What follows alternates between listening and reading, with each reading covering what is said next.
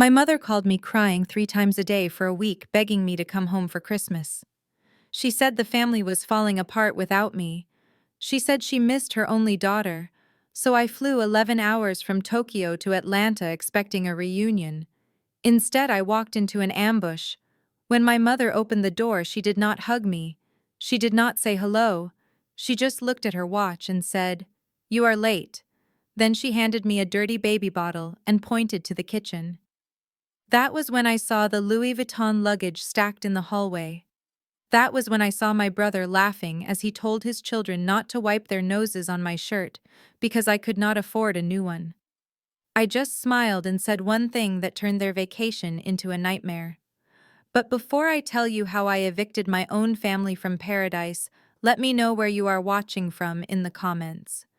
Hit like and subscribe if you have ever been the family scapegoat who was actually the one holding the checkbook. My name is Zara and I am 35 years old. To my family, I am just a struggling administrative assistant living in a shoebox apartment in New York City. To the rest of the world, I am a crisis manager for the top 1%.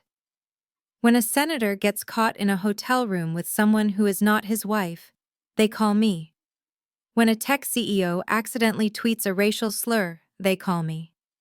I fix billion-dollar problems and I get paid 8-figure fees to remain invisible. My net worth is higher than the GDP of some small countries, but my family does not know that. They think I am poor because I choose not to flash my wealth. They think I am single because I am unwanted, not because I am too busy running an empire to date men who are intimidated by my tax bracket. The Uber pulled up to my parents' estate in Buckhead just as the sun was setting over the manicured magnolia trees. My driver looked at the massive colonial house and then back at me in the rearview mirror. He probably wondered why someone wearing a charcoal gray hoodie and sweatpants was pulling up to a $3 million home. He did not know that my hoodie was pure cashmere from a boutique in Milan and cost $2,000. He just saw a tired black woman with a single carry-on bag. I tipped him $50 on the app and dragged my suitcase up the driveway. My body was still on Tokyo time. My bones felt like they were made of lead. All I wanted was my mother's mac and cheese, a glass of wine, and 12 hours of sleep. I had spent the last week negotiating a hostage situation for a shipping magnate and my nerves were fried. I reached for the doorbell, but the door swung open before I could touch it.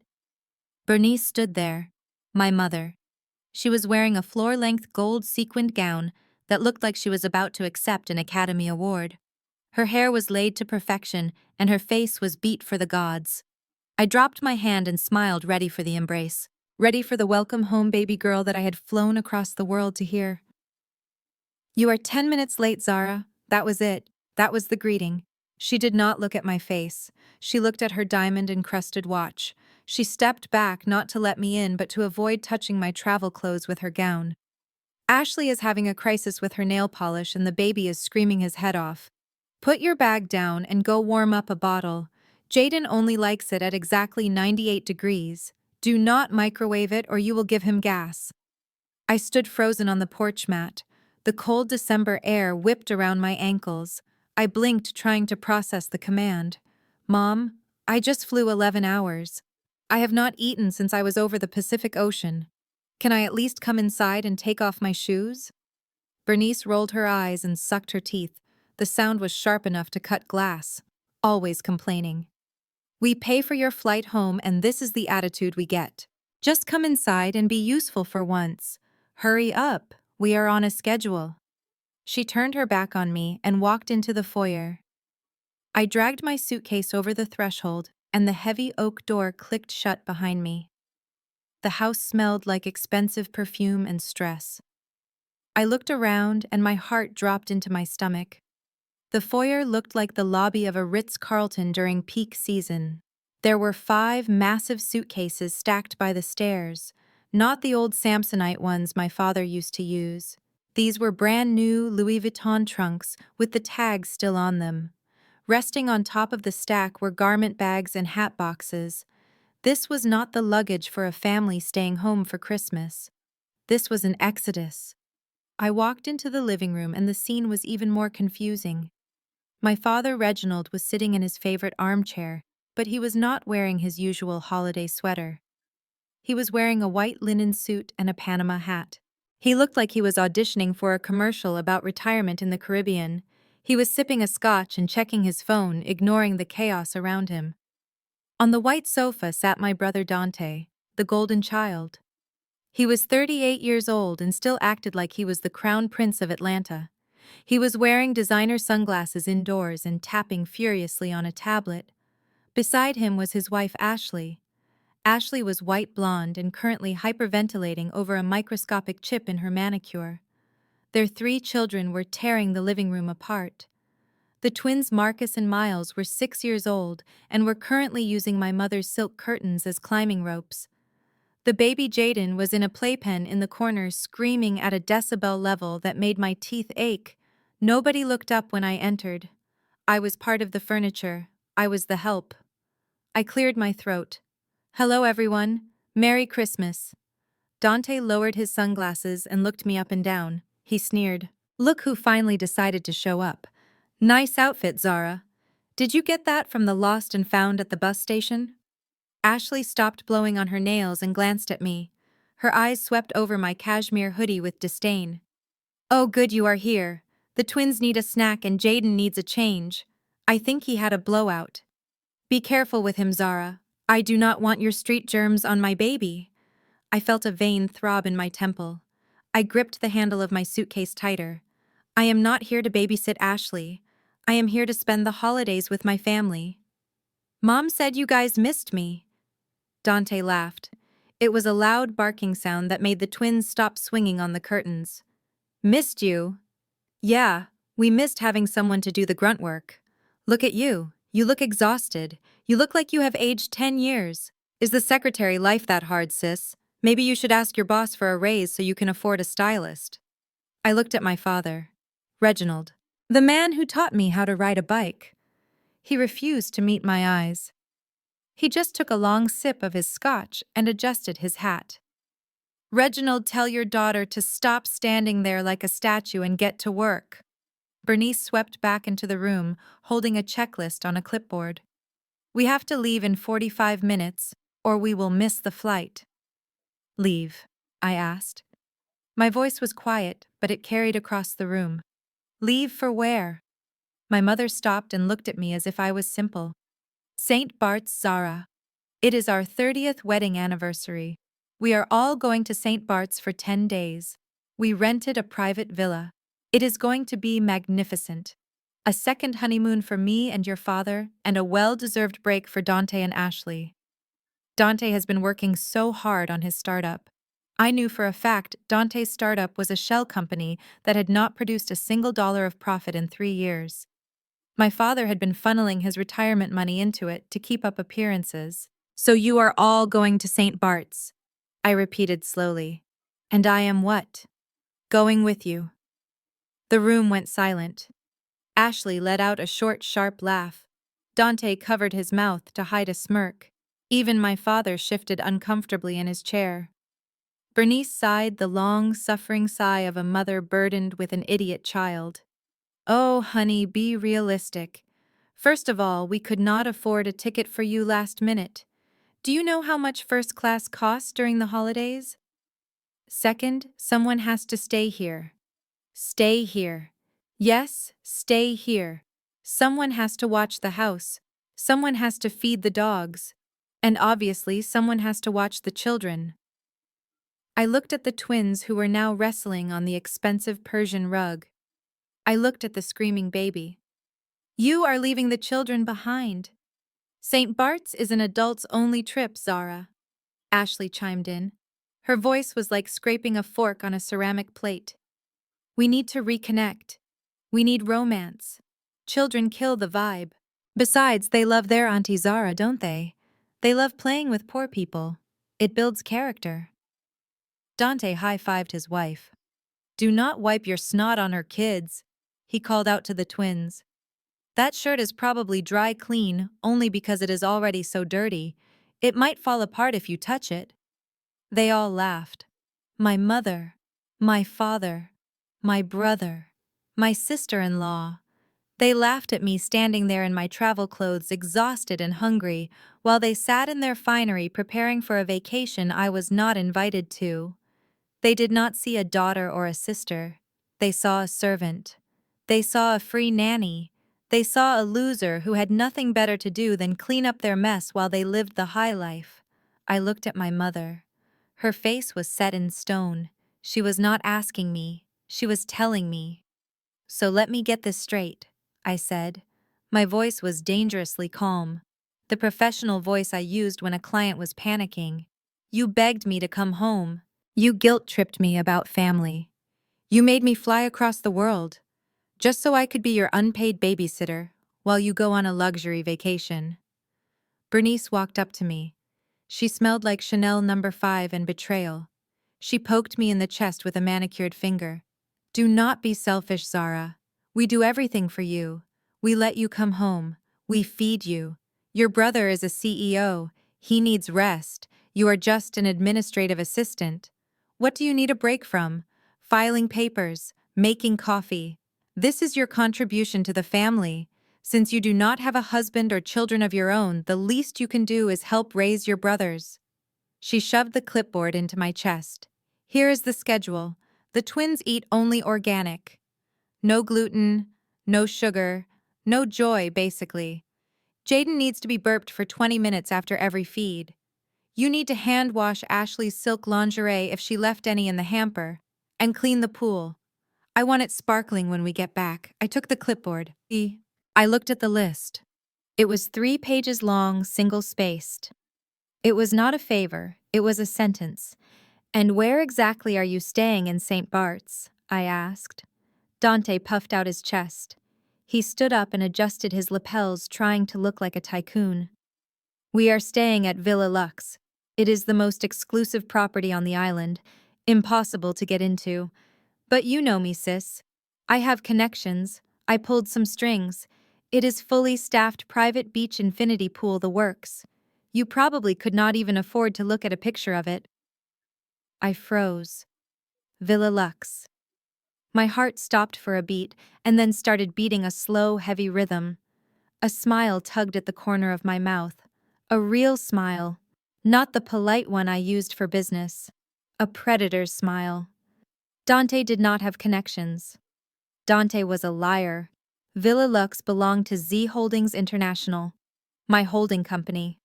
I bought it 3 years ago as a private retreat for my high-profile clients.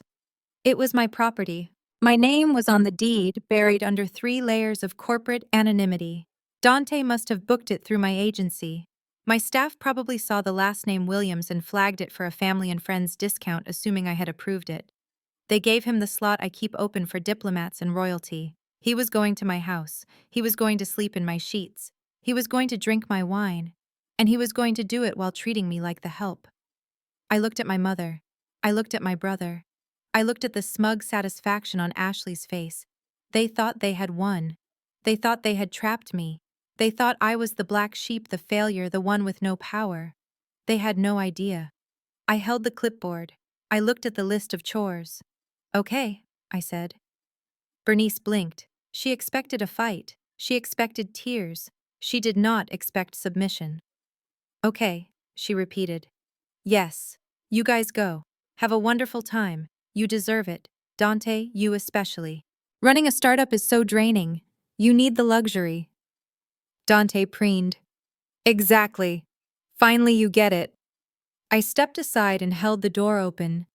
"You should go. You do not want to miss your flight. I will take care of everything here." My father stood up and downed the rest of his scotch. He looked relieved to avoid a confrontation. He walked past me and patted my shoulder awkwardly. "Good girl. We knew we could count on you." They filed out of the house like royalty, leaving the castle to the peasants. Ashley stopped in front of me and looked me in the eye. "Do not eat the food in the pantry, Zara. That is imported. There is some bologna and white bread in the bottom drawer for you. And try not to ruin the kids with your bitterness." She brushed past me, and her perfume was cloying and cheap compared to the authentic scents I was used to. I watched them load the SUV. I watched them drive away. I watched the taillights disappear down the long driveway. The house was silent except for the sound of three children who were about to realize their parents had abandoned them with the aunt they had been taught to despise. I closed the heavy oak door. I locked it. I dropped the clipboard on the floor. I kicked off my sneakers. I pulled out my phone. It was a secure satellite phone, encrypted and untraceable. I dialed a number I knew by heart. Sterling. It is Zara. Yes, boss. The voice on the other end was crisp, British, and efficient. Sterling was my personal attorney and fixer. I need a favor. My family just left for St. Bart's. They are staying at Villa Lux. There was a pause. The Williams reservation. I saw that come through. I assumed you gifted it to them. No, Sterling. I did not gift it. They think they are big shots.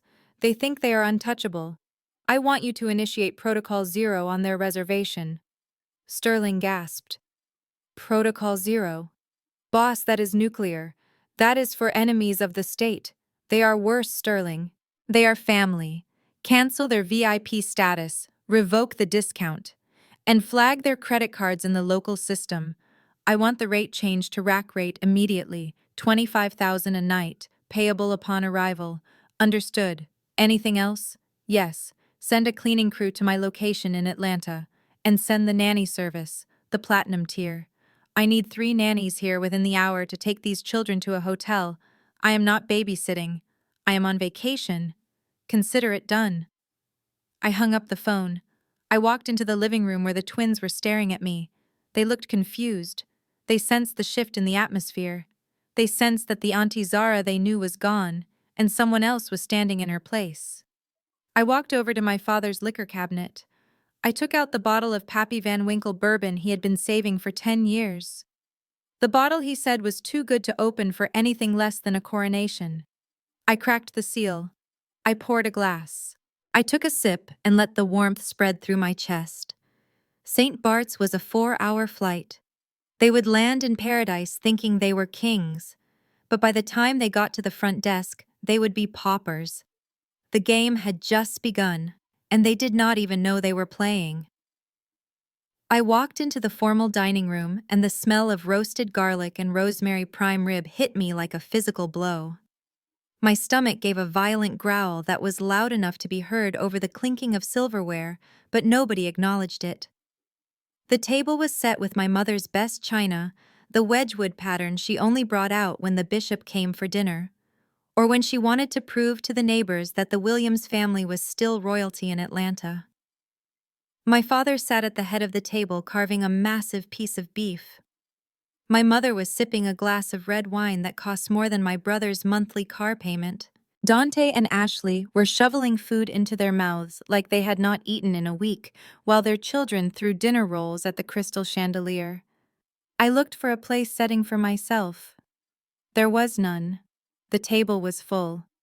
My mother waved a dismissive hand toward the kitchen island without even looking up from her plate. There is a plate for you in the kitchen, Zara. We already started.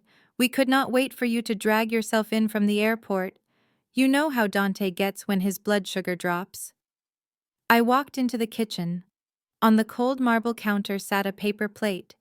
On it was a scoop of cold mashed potatoes, a heel of bread that looked like it had been gnawed on, and a piece of meat that was mostly gristle and fat.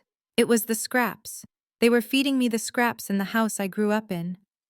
I stared at the plate and felt a cold, hard knot form in my chest. I had just negotiated a severance package for a CEO worth $40 million while sitting in an airport lounge in Tokyo and eating Wagyu beef sliders. Now my own mother was feeding me garbage. I did not eat it. I leaned against the counter and watched them through the open archway. I watched the performance of the perfect family. Dante was holding court. He had a piece of steak impaled on his fork, and he was gesturing with it like a scepter. The investors are begging me to take their money, Dad. Begging me, he said with his mouth full. My app is going to revolutionize the way people buy luxury pets. It is the Uber for designer dogs. We are projected to hit a valuation of $10 million by Q1. I took a sip of water to wash down the bile rising in my throat. I knew for a fact Dante's credit score was in the double digits. I knew he had borrowed $5,000 from our cousin last month just to pay his country club dues. But my parents nodded along like he was Warren Buffett. "That is wonderful, son," my father said, beaming. "I always knew you had the business mind in the family, unlike some people who settle for answering phones." He did not look at me, but the insult landed exactly where it was supposed to. Ashley chimed in, wiping grease from her lips. "It is so hard being the wife of a visionary." She sighed dramatically. "Dante works so hard. That is why we need this break so badly. The stress of success is just overwhelming." Suddenly, a scream pierced the air. The twins Marcus and Miles had decided to play tag around the dining table. Marcus tripped over the rug and went sprawling into Ashley's chair, knocking her wine glass onto the white carpet. Ashley shrieked, "You little monsters! Watch where you are going!" She grabbed the nearest child, which happened to be the baby Jaden, who was sitting in a high chair covered in spaghetti sauce. She did not want to deal with him while she checked her dress for stains, so she did what she always did. She looked for the help. "Zara," she yelled, "take him. He is sticky and I am wearing silk." She unbuckled the baby and practically threw him in my direction. I stepped forward instinctively to catch him before he fell. Jaden was a cute kid, but he was currently a weapon of mass destruction. His hands were coated in thick red tomato sauce and grease. As I caught him, he flailed. His chubby hand slapped directly onto the chest of my cashmere hoodie. I watched in slow motion as the red stain bloomed across the charcoal gray fabric. This was Loro Piana cashmere. It was spun from the undercoat of baby goats in Mongolia. It cost more than Ashley's wedding dress. And now it was ruined. I let out a gasp. Ashley looked at me and then looked at the baby. She did not apologize. She did not ask for a towel. She just checked her own dress and sighed in relief. Thank God he did not touch me. "Good catch, Zara. Although you should really learn to hold a baby properly." "He looks uncomfortable." Dante looked at the stain on my chest and started laughing. He pointed his steak knife at me. "Look at that. You look like a crime scene." I looked down at the ruined fabric. My hands were shaking. "This was cashmere, Dante," I said quietly. He scoffed. "Cashmere. Please. That thing is probably a polyester blend you got from the clearance rack at Walmart. Do not act like it is high fashion. It is a rag, Zara. Do not worry about it. You can just buy another one for $10. Or better yet, just wear one of Dad's old undershirts. It is not like you have anyone to impress." My mother chuckled. A dry, rattling sound. "Oh, stop teasing her, Dante. You know Zara is sensitive about her financial situation. It is not her fault she cannot afford nice things like you and Ashley. Just go rinse it out with some dish soap, Zara. And while you are at the sink, you can start on these dishes. We have a flight to catch." I put the baby back in his high chair. I wiped my hands on a paper towel. I did not rinse the shirt. I wanted the stain there. I wanted to remember this moment. I wanted to remember exactly how much they despised me. Bernice tapped her spoon against her wine glass. "All right, everyone, listen up. I have an announcement about the itinerary." She pulled a folded piece of paper from her bra like it was a royal decree. Her eyes were shining with the manic excitement of a woman who was about to spend money she did not have to impress people she did not like. "As you know, your father and I wanted to do something special for our anniversary. And since Dante has had such a stellar year with his company, we decided we all deserve to live like kings." She paused for dramatic effect. "We are not just going to a hotel. We are going to St. Bart's. And we are staying at the Villa Lux." The room went quiet. Even the twins stopped hitting each other. Ashley gasped. Her hand flew to her mouth. "The Villa Lux. Bernice, are you serious? That is the place Beyoncé stays. That is the place where the Kardashians got kicked out for being too loud. How did you get a reservation? It has a 2-year waiting list." Dante puffed out his chest and leaned back in his chair. "That was me, babe. I made a few calls. You know I have connections in the luxury market. I told them who I was and they opened the doors. They know a power player when they see one." My blood ran cold. Villa Lux. I knew that name. I knew it intimately. I knew the thread count of the sheets in the master suite. I knew the code to the wine cellar. I knew that the infinity pool had a crack in the third tile from the left that we were scheduled to repair next month. I knew this because I owned it. Villa Lux was the crown jewel of my real estate portfolio. I had bought it 3 years ago under a shell company called Z Holdings. It was my sanctuary. It was where I went when the world got too loud. I rented it out to select clients for $25,000 a night to cover the upkeep, but I never listed it publicly. It was invite only. My mind raced. How did Dante get a reservation at my private villa? And then it clicked. My executive assistant, Sarah. Last week I had told Sarah to block out the villa for the holidays because I was thinking of going there myself before my mother guilt-tripped me into coming to Atlanta. I must have forgotten to confirm. Dante must have called the concierge service I used for my properties. He probably dropped the name Williams. He probably acted entitled and demanding. Sarah or one of the junior staff must have seen the last name Williams and assumed he was my brother. They must have thought I was sending my family there as a surprise gift. They probably gave him the owner's family rate, which was $0. I looked at Dante. He was grinning like a shark. He thought he had scammed his way into paradise. He thought he was a genius. He had no idea he had just booked a vacation in his sister's house. The irony was so sharp it almost cut me. Bernice was still talking. And the best part is, we have the entire place to ourselves.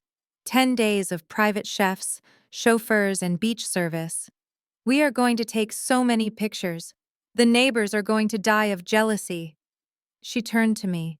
Her face hardened. The mask of the happy matriarch slipped back into place. Now Zara here is the plan for you. Since there is no room at the villa and honestly, you would not fit in with the crowd there anyway, you are going to stay here. She slid a thick binder across the table. It landed next to my untouched paper plate. This is the house manual, the security codes, the pool maintenance schedule, the dog's medication, and of course, the children's routine. I looked at the binder. I looked at her. You want me to stay here? Alone. Bernice laughed. Alone.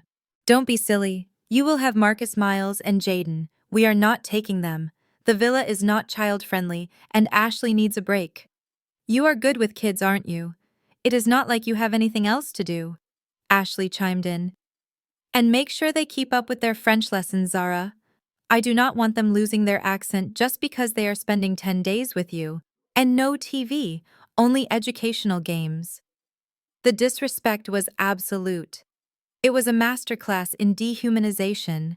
They were going to fly to my property, sleep in my beds, eat my food, and leave me here to scrub their toilets and raise their children. They were laughing at me. Dante was whispering something to Ashley, and she was giggling, looking at the stain on my chest. My father was pouring more wine, ignoring the daughter standing in the shadows. I felt a strange sensation in my chest. It wasn't anger anymore. It was something colder. It was the feeling of a bridge burning. It was the feeling of a contract being terminated. I looked at Dante. So you used your connections to get the Villa Lux? I asked. My voice was steady. He smirked. That is right, sis. It is called networking. You should try it sometime instead of fetching coffee for a living.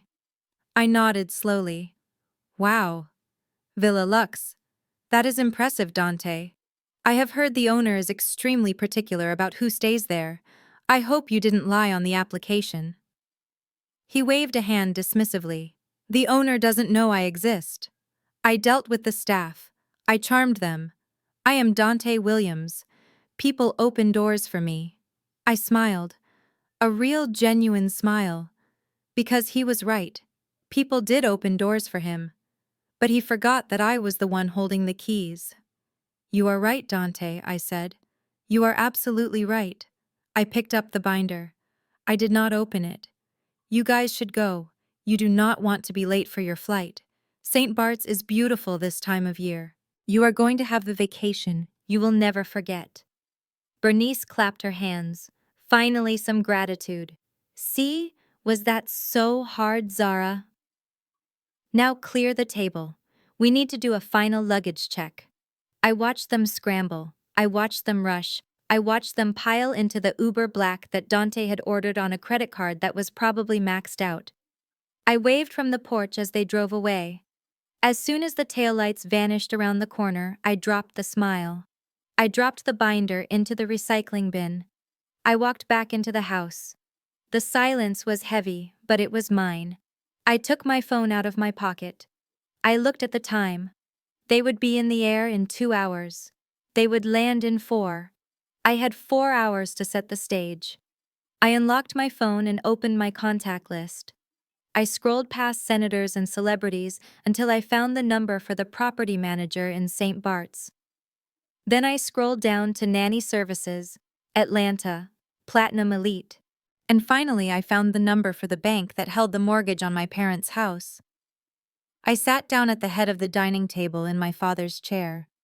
I picked up the wine bottle they had left behind. I poured a glass. It was time to make a few calls. Ashley was not finished with me yet. She walked over to her designer handbag, which was sitting on the hallway table next to a vase of imported lilies that probably cost more than my supposed weekly salary. She pulled out a stack of papers. It was not a note. It was not a few reminders. It was a manuscript. She thrust the papers into my hands. They were warm from being inside her bag. I looked down. It was 3 pages long, single-spaced, font size 10. "This is the itinerary for the house and the children, Zara," Ashley said. Her voice was clipped and officious, like she was speaking to a slow learner. "I typed it up because I know you have a tendency to forget things. You are not used to managing a high-level household." I scanned the first page. My eyebrows climbed toward my hairline. Item 1. Laundry. Ashley tapped the paper with a fingernail that was painted a shade of pink that looked like Pepto-Bismol. "Pay attention, Zara. This is crucial. Do not put any of my things in the washing machine. I do not care what the tag says. The machine ruins the fibers. All of my lingerie is La Perla. My blouses are silk. You need to wash them by hand. In the sink, with lukewarm water. Not hot, not cold. Lukewarm."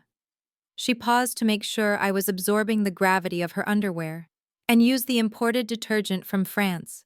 "It is in the glass jar under the sink. Do not use the stuff you buy at the dollar store. If I come back and my silk feels like sandpaper, I will bill you for replacements, and trust me, you cannot afford them." I looked at her. She was serious. She wanted me to spend my Christmas vacation hand-washing her dirty underwear in a sink while she sipped cocktails in my villa. I kept reading. Item 2. The pool. I looked up. "The pool?" I asked. "It is December, Ashley. Who is swimming?" She rolled her eyes.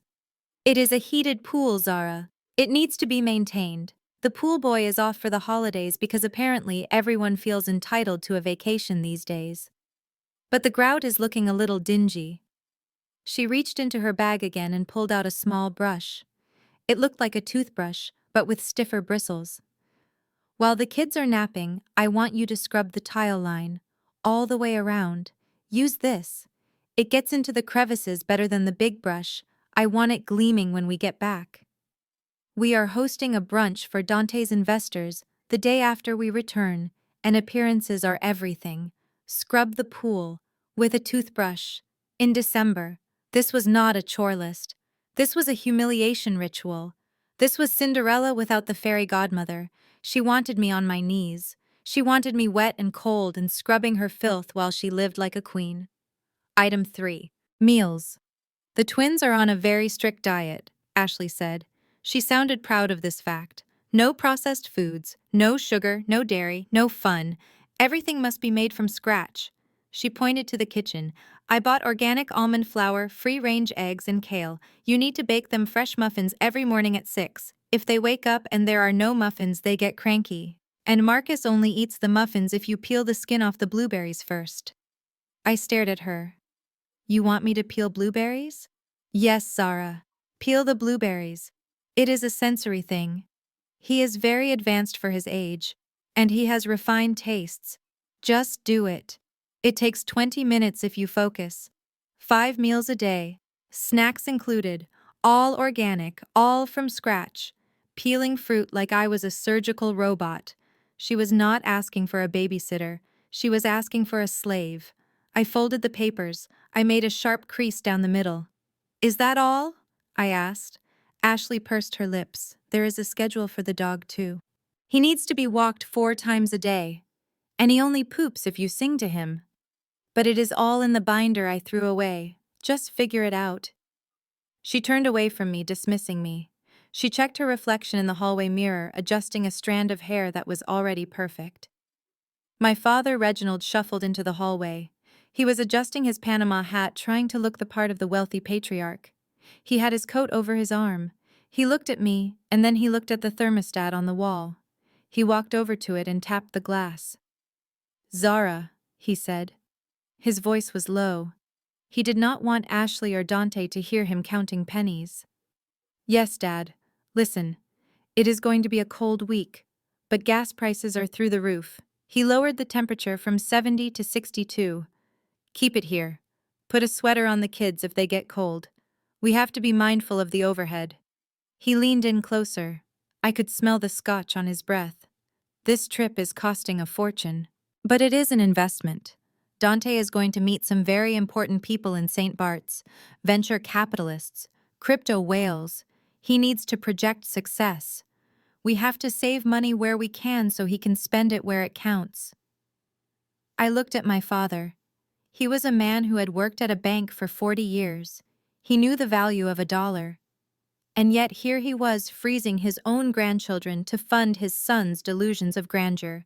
He was emptying his savings account to rent a villa he could not afford to impress people who did not care about him. He was sacrificing my comfort and the children's health so Dante could buy rounds of drinks for strangers. "You want me to keep the heat off?" I asked. "In a house with a baby. They are resilient," Reginald said, waving his hand. "We grew up without central heating and we turned out fine.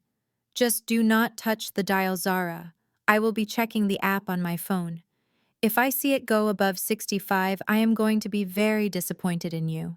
He patted my cheek. It was a patronizing tap. "You are a good girl. You know how to sacrifice. That is your talent." My talent was sacrifice. That was how my father saw me. I was the fuel they burned to keep Dante warm. Dante walked in. He had his arm around Ashley. He was checking his watch, the heavy gold Rolex that I knew was a high-quality fake because I knew the dealer he bought it from. "Time to roll, people. The jet waits for no man." Although technically it is a commercial flight, but we are flying first class so it feels private. He looked at me one last time. He grinned. "Do not burn the house down, sis. And seriously, try to peel those blueberries correctly. Marcus has a very sensitive palate." They picked up their bags. The Louis Vuitton leather creaked. They opened the front door, and the cold air rushed in. I stood there in the foyer holding the list of impossible chores. I watched them walk toward the SUV. They looked like a parade of peacocks. I felt a laugh bubbling up in my throat. It was a dark, cold thing. "Wait," I said. They stopped. They turned around. They looked annoyed that I was delaying their exit. "What is it now, Zara?" Bernice snapped. "We are losing light." I walked to the doorway. I leaned against the frame. I put my hands in the pocket of my hoodie. "I just wanted to give you a heads up." Dante rolled his eyes. "About what?" "The dog. He bites if you look him in the eye. Just do not look at him." "No," I said. I smiled. It was a smile that did not reach my eyes. "About the villa." Dante frowned. "What about the villa?" I looked him dead in the face. "You said you used your connections to get into Villa Lux." "Yeah. So." "Well," I said. My voice was casual. Like we were discussing the weather. "I have heard things about that place." I read an article in Forbes. Dante scoffed. You read Forbes? Stick to the coupon circulars, sis. I ignored him. The article said the owner of Villa Lux is extremely paranoid. They have a state-of-the-art security system, biometric scanners, facial recognition, and they have a protocol for fraud. Ashley stepped forward. She looked nervous. Fraud? What are you talking about? I shrugged. The system automatically flags guests who claim to be someone they are not, or guests who try to use discount codes that were not authorized for them. They call it the imposter protocol. I looked at Dante. I am just saying, if you used a connection, you better make sure that connection is real. Because if the system thinks you are faking it, they do not just cancel your reservation. They lock you out, and they bill the card on file for the full rack rate, plus damages. The wind blew leaves across the driveway. For a second, Dante looked terrified. His eyes darted to the side. He knew he had scammed the reservation. He knew he didn't really know the owner. But then his arrogance came back. It washed over him like a warm blanket. He laughed, a loud, forced sound. You are hilarious, Zara. You are just jealous. You are trying to spook us because you are stuck here scrubbing grout while we are sipping champagne. He shook his head. Fraud detection. Please, I am Dante Williams. I am the real deal. The only fraud here is you acting like you know anything about the luxury lifestyle. He turned to Ashley and my parents. Ignore her. She is just bitter. Let's go. St. Bart's is calling. Ashley glared at me. You are pathetic, Zara. Trying to ruin our trip before we even leave. Enjoy your bologna sandwiches. They climbed into the car. Doors slammed. Engines roared. I stood in the doorway and watched them go. Dante thought I was jealous. He thought I was bluffing. He didn't know that the imposter protocol wasn't some AI algorithm, it was me. And I was about to hit the execute button. The black SUV disappeared down the street, and the silence that followed was heavy with the weight of my family's arrogance. They were gone. The kings and queens of Atlanta had departed for their stolen paradise, leaving the peasant behind to scrub the floors. I stood in the doorway for a moment longer, letting the cold air wash over me. Then I closed the door. I locked the deadbolt. I turned the lock with a satisfying click that felt like a gavel coming down in a courtroom. I walked back into the foyer. The house was quiet, except for the sound of the twins arguing over a toy in the living room and the baby whimpering in his playpen. The air was still thick with Ashley's perfume and my brother's cologne. It smelled like entitlement. I looked at myself in the hallway mirror. My shoulders were slumped. My expression was tired. I looked exactly like the beaten-down administrative assistant they thought I was. I straightened my spine. I lifted my chin. I unzipped my hoodie and let it drop to the floor. Underneath, I was wearing a silk camisole that cost more than my mother's monthly grocery budget. I ran a hand through my hair, shaking out the travel fatigue. The transformation was instantaneous. The tired sister was gone. The crisis manager was here. I walked into the living room. The twins looked up. Marcus had a marker in his hand and was about to draw on the wall. Miles was trying to feed the dog a Lego. Auntie Zara.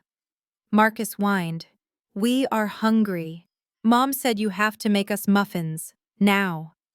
I looked at him. I did not smile. Put the marker down, Marcus, or I will have security remove you from the premises. He blinked. He had never heard me use that tone. It was the voice I used when I told a billionaire his assets were frozen. He dropped the marker. I pulled out my phone, the satellite phone. I dialed a number that was saved under emergency services, but was actually the direct line to Elite Nanny Solutions. They catered to celebrities, diplomats, and people like me who needed problems to disappear quietly and expensively. Good evening, a polished voice answered. Elite Nanny Solutions. How may we assist you, Ms. Williams? I need a deployment, I said. 3 children, ages 6, 6, and 2. High maintenance, dietary restrictions, behavioral issues. I need them out of my sight within the hour. Understood. What is the destination? I thought for a second. Send them to the Ritz-Carlton Kids Camp downtown. Book the penthouse suite for the children and the staff, full service, 24-hour supervision, educational activities only, no screens, and feed them whatever they want. If they want caviar, give it to them. If they want pizza, make sure it is imported from Italy. Just get them out of this house. Consider it done, Ms. Williams. The team is en route. ETA 20 minutes. I hung up. I looked at the twins. Pack your bags, boys. You are going on a trip. Where are we going? Miles asked, his eyes wide. You are going to a hotel, a very fancy hotel, with a pool and room service and people who are paid to listen to you scream. Yay, they cheered. They forgot about the muffins. They forgot about their parents. They ran upstairs to pack their iPads. 20 minutes later, a black Mercedes Sprinter van pulled into the driveway. 3 women in crisp gray uniforms stepped out. They looked like they could run a small country. They walked into the house with military precision. Ms. Williams, the lead nanny said, nodding to me. We have it from here. They swept through the living room like a tactical team. They scooped up the baby. They wrangled the twins. They collected the bags. Within 5 minutes, the house was empty of children. The silence that followed was profound. It was the silence of money doing its job. I walked to the kitchen. I saw the list of chores Ashley had left on the counter. The laundry, the pool scrubbing, the organic muffins. I picked up the list. I walked over to the gas stove. I turned on the burner. I held the corner of the paper to the flame and watched it curl into ash. I dropped the burning paper into the sink and watched it turn to dust. I was not a maid. I was not a cook. I was the owner of Z Holdings International, and I was on vacation. I walked to my father's study. It was a room I was rarely allowed in growing up. It smelled of old leather and cheap cigars. I walked behind his desk and opened the bottom drawer. I knew exactly where he hid the good stuff. There it was. A bottle of Chateau Margaux 1996. He had bought it at an auction years ago, probably intending to drink it when Dante finally became a billionaire. I pulled the cork. I didn't bother letting it breathe. I poured a glass and took a sip. It tasted like vengeance. Rich, complex, and best served cold. I sat down in his leather chair and opened my laptop. It was time to execute the main event. I logged into the secure server for Z Holdings. I navigated to the property management system for my Caribbean portfolio. I found the file for Villa Lux, St. Bart's. There was the reservation, Dante Williams, 10 nights, status VIP guest of owner, rate 0. I clicked on the file. I selected Edit Reservation. My finger hovered over the mouse. I thought about the way Dante had laughed at my hoodie. I thought about the way Ashley had thrown her baby at me. I thought about my mother telling me I was a disappointment because I wasn't married. I clicked. Status changed to walk-in. Rate changed to rack rate. $25,000 per night. Payment required upon check-in. I wasn't done. I opened the guest profile. Under special requests, I typed a new note. Guest has history of payment issues. Card must be pre-authorized for full stay, plus $50,000 security deposit. No exceptions, no discounts. Do not accept personal checks. Then I opened the video call app. I dialed the direct line for the villa manager Francois. Francois answered on the first ring. He was a Frenchman with impeccable taste and a low tolerance for nonsense. He adored me because I paid him double the industry standard and let him run the villa like his own personal fiefdom. Mademoiselle Zara, he said. What a surprise. I see we have guests arriving under your name. Your brother, yes. Hello, Francois, I said, swirling the wine in my glass. Yes, my brother is arriving, but there has been a misunderstanding. Oh, is there a problem? Yes, Francois, a big problem. You see, my brother is a bit of a storyteller. He likes to pretend he has my authorization for things when he does not. He booked this trip without my permission. He used my name to get a discount he did not earn. Francois gasped. Scandaleux. This is unacceptable, mademoiselle. Shall I cancel the reservation? Shall I turn them away at the gate? No, Francois. That would be too easy. I want you to welcome them. I want you to open the doors. But when they get to the front desk, I want you to present them with the bill. The bill. Yes, the full bill. Rack rate, plus the holiday surcharge. And Francois, I want you to be very clear. If the card declines, they do not get the keys. They do not get a glass of water. They get escorted off the property immediately. I saw a slow smile spread across Francois' face. He lived for this kind of drama. I understand perfectly, mademoiselle.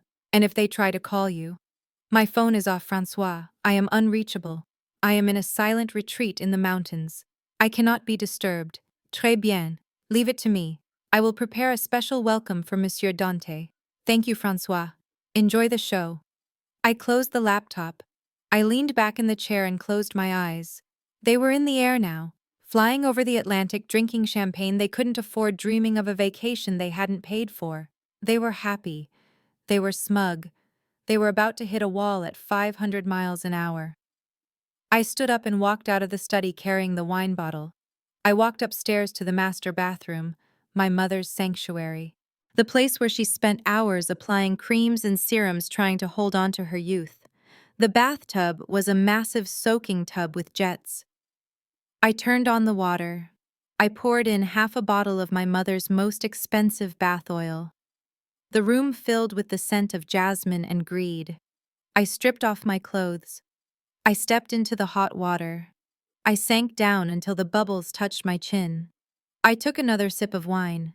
I looked at the clock on the wall. They would be landing in 2 hours. Getting through customs would take another hour. The drive to the villa was 30 minutes, 3 hours and 30 minutes until impact. I closed my eyes and smiled. This was going to be the best Christmas of my life. The sun was setting over the Caribbean Sea, painting the sky in shades of violet and burning orange as the taxi carrying my family wound its way up the private cliffside road to Villa Lux. I was not there to see it, but I knew exactly what it looked like. I had designed the entrance myself, planting towering royal palms that stood like sentries guarding the gates of heaven. I imagined my mother pressing her face against the glass, her eyes widening as they passed the security checkpoint.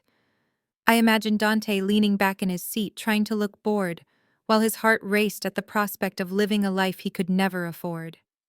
Ashley was undoubtedly the busiest.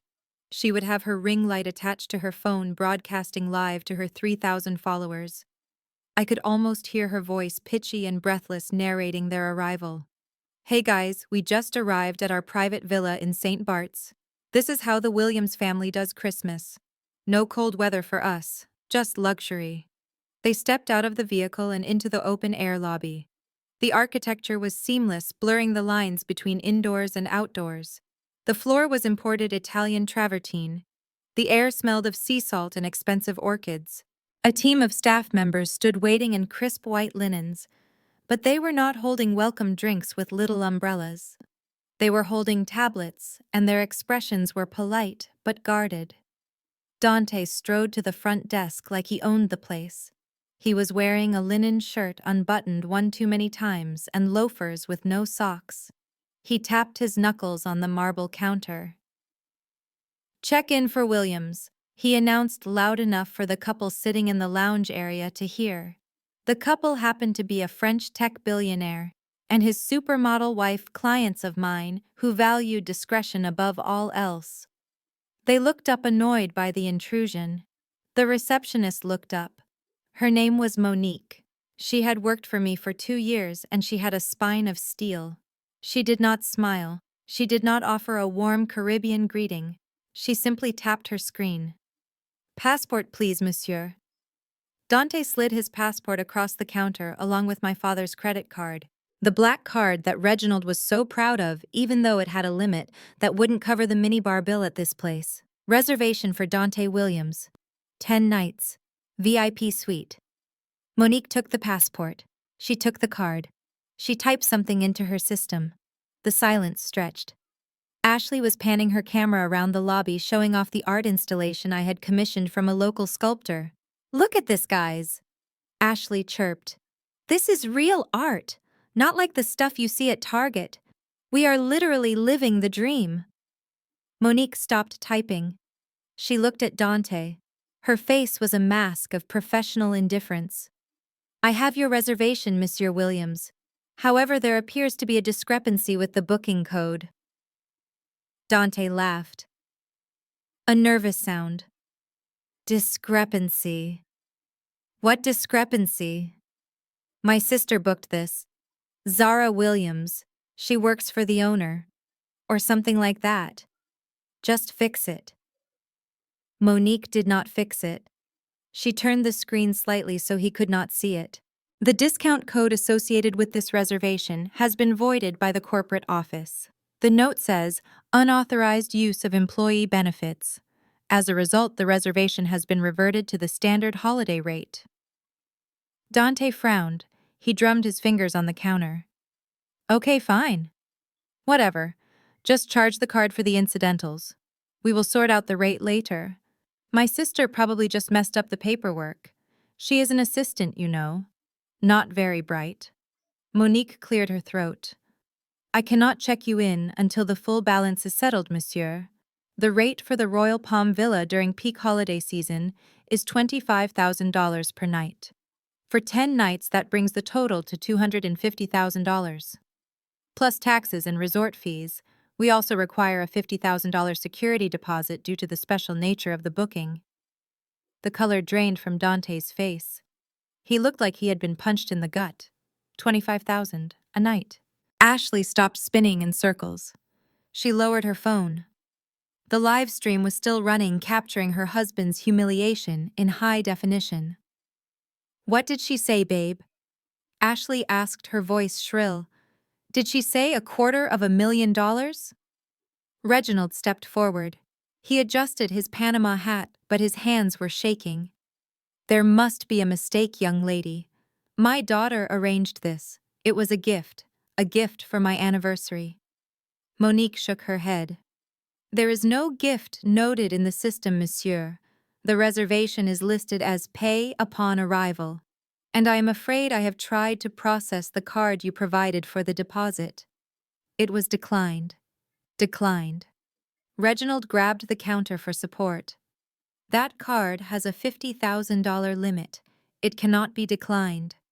Monique looked at him with pity. The charge attempted was for $300,000, monsieur. The limit is insufficient. Do you have another form of payment? Perhaps a wire transfer? We can hold the reservation for 1 hour while you arrange funds. Bernice let out a sound that was half gasp, half whimper. She looked around the lobby, realizing that people were watching. The billionaire couple was whispering. The bellhops were standing still, not moving to take their bags. Dante slammed his hand on the counter. This is ridiculous. Do you know who I am? I am a CEO. I demand to speak to the manager. Get him out here right now. My sister is going to hear about this, and you are going to be fired. Do you hear me? Fired. Ashley pointed her phone at Monique. Say that to the camera. Say you are refusing service to a VIP. My followers are going to destroy this place online. Monique did not flinch. She pressed a button under the desk. The manager is already on his way, monsieur. A moment later, Francois emerged from the back office. He was immaculate in a navy blue suit. He walked with the grace of a dancer and the authority of an executioner. He did not look at Dante. He looked at the scene being caused in his lobby. Is there a problem here? He asked, his voice smooth as silk. Dante turned on him, pointing a finger in his face.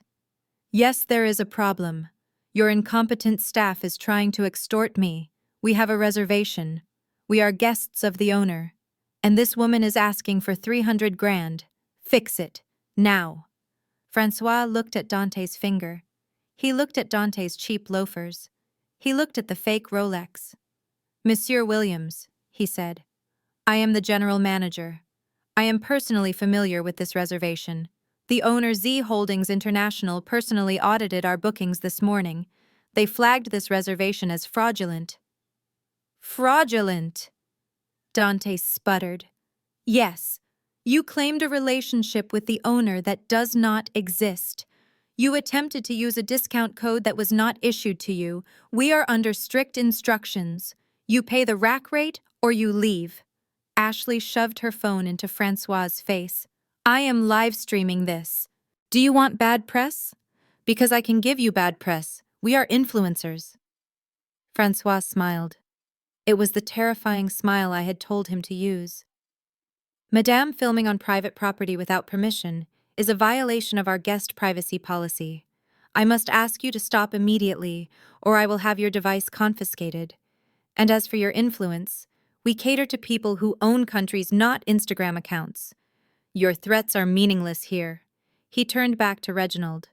Monsieur, unless you have a black card with an unlimited line of credit in your pocket, I suggest you collect your family and your luggage and vacate the premises. You are disturbing our actual guests. Reginald looked at Bernice. Bernice looked at Dante. Dante looked at the floor. They did not have the money. They did not have 10% of the money.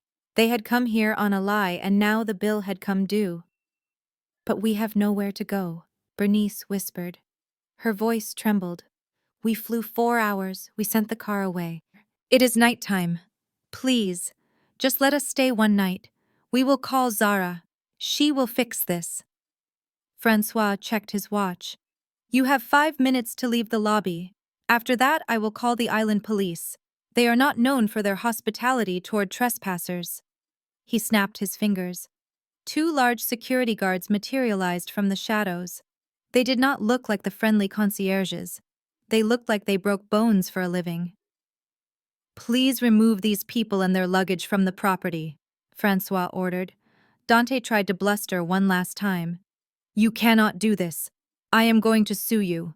I am going to buy this place and turn it into a parking lot. One of the guards grabbed Dante by the arm. He did not ask him to move. He moved him. He marched him toward the door like an unruly child. Ashley screamed, Get your hands off him. My dress. Watch my dress. The other guard picked up 2 of the Louis Vuitton trunks, one in each hand, and walked them to the curb. He dropped them on the pavement with a heavy thud. Bernice began to cry. Real ugly tears. Her mascara ran down her cheeks. Reginald, do something. Fix this. Reginald looked at the manager. He looked at the guards. He looked at the luxury he could touch but not afford. He slumped. Come on, Bernice, he said, his voice defeated. We have to go. They walked out of the open-air lobby and into the humid night air. The security guards placed the rest of their bags on the curb and stood with their arms crossed, blocking the entrance. The heavy wooden gates of Villa Lux began to close. Ashley was still holding her phone, but she had stopped talking. She stared at the screen, reading the comments that were scrolling by. LOL. Did you guys just get evicted? Card declined emoji. So much for the flex. This is embarrassing, girl, turn it off. She ended the stream. The screen went black. They stood on the side of the road in the dark. The lights of the villa shone behind them, warm and inviting, and completely inaccessible. The sound of the ocean crashed against the rocks below, mocking them. Dante pulled out his phone. He dialed my number. I was sitting in my bathtub in Atlanta, 4,000 miles away. My phone was on the edge of the tub. I watched it ring. Dante calling. I let it ring. I took a sip of wine. I swirled the dark liquid in the glass.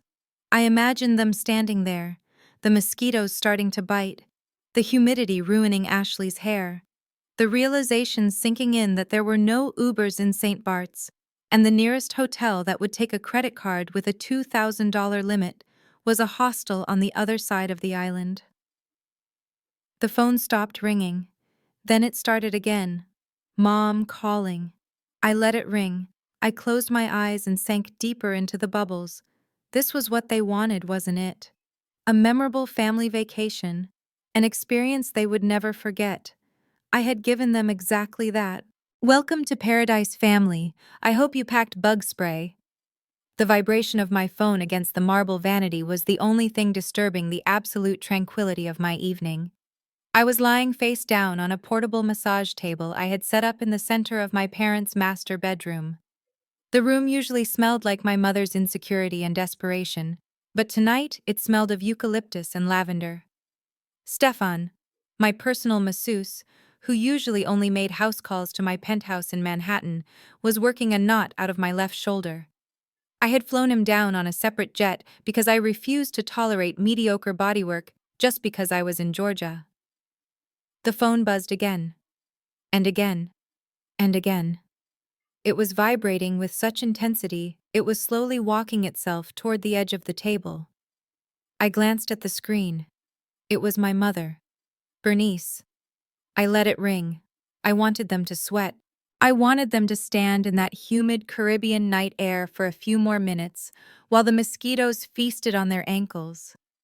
I wanted them to feel the true weight of their helplessness. Stephen paused, his hands hovering over my back. "Shall I turn it off, Miss Williams?" "No, Stephen," I said, my voice muffled by the face cradle. "I suppose I should answer. It might be an emergency, or better yet, it might be entertaining." I reached out and tapped the speakerphone button. "Hello, Mother," I said. My voice was drowsy and thick with relaxation. "I hope you are not calling to ask me to check the oven. I already turned it off." "Zara." The scream that came out of the speaker was so loud it distorted the audio. It was a primal sound, a mixture of rage and panic that made Stefan take a step back. "Zara, what have you done? What did you do to the reservation?" I sat up and wrapped a silk robe around myself. I picked up the phone and walked over to the window, looking out at the dark backyard where the pool lights were casting a soft blue glow. I took a sip of cucumber water. "Mom, I have no idea what you are talking about. You guys just landed, right? How is the villa? Is it as nice as Dante said?" "Do not play games with me, girl," Bernice shrieked. Her voice was shaking. "We are on the street. The street, Zara. They kicked us out. They humiliated us. They threw your brother's luggage on the ground like it was trash." I took a slow sip of water. "That sounds terrible. But I do not understand what this has to do with me. Dante booked it. He used his high-level connections, remember? He did not book it." The manager came out. A horrible Frenchman. He said the reservation was flagged. He said the name Williams was on a blacklist. He said we were frauds. She was hyperventilating now. "They said your name, Zara. They said the owner flagged it. How did you do this? You are going to fix it right now. You are going to call them and tell them who we are.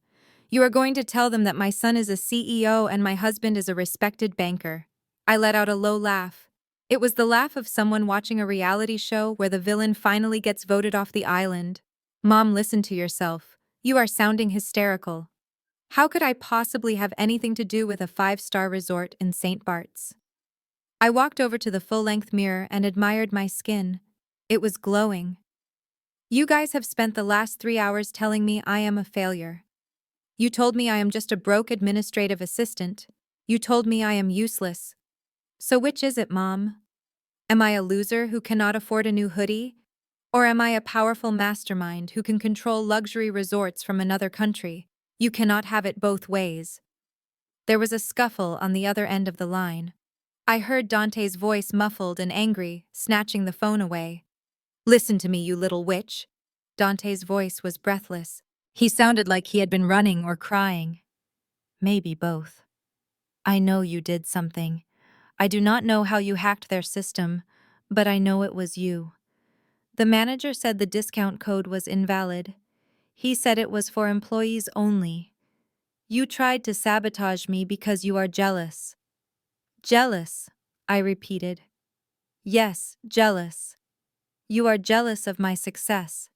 You are jealous of my family. You could not stand the idea of us living the good life while you sat at home alone, so you called someone. You probably called the customer service line and made a complaint like a Karen. Well, it is not going to work. Fix it, Zara. Fix it, or I will sue you." I sighed. The sound was bored. "Dante, you are hallucinating. I have been cleaning up your mess since you left. I have been scrubbing toilets and peeling blueberries. I do not have time to hack international resort systems." I paused, letting the silence stretch. Maybe the problem is not a hack, Dante. Maybe the problem is your credit card. Silence. I heard the manager say your card declined. I continued. My voice was sweet, poisonous honey. He said it declined for $300,000. Does your startup not have that kind of liquidity, bro? I thought you were a tycoon. Tycoons do not get declined. Shut up! Dante screamed. It was a bank error. My assets are tied up in crypto. It takes time to liquidate. Right. Crypto, I said. Well, while you are waiting for your Dogecoin to mature, you might want to find a place to sleep. I checked the weather for St. Bart's. It is supposed to rain tonight. Give me the phone. My father's voice came on the line. Reginald sounded old. He sounded tired. He sounded like a man who had just realized his retirement was an illusion. Zara, please, this is not the time for bickering. We are stranded. There are no taxis. The security guards are staring at us. Your mother is about to faint.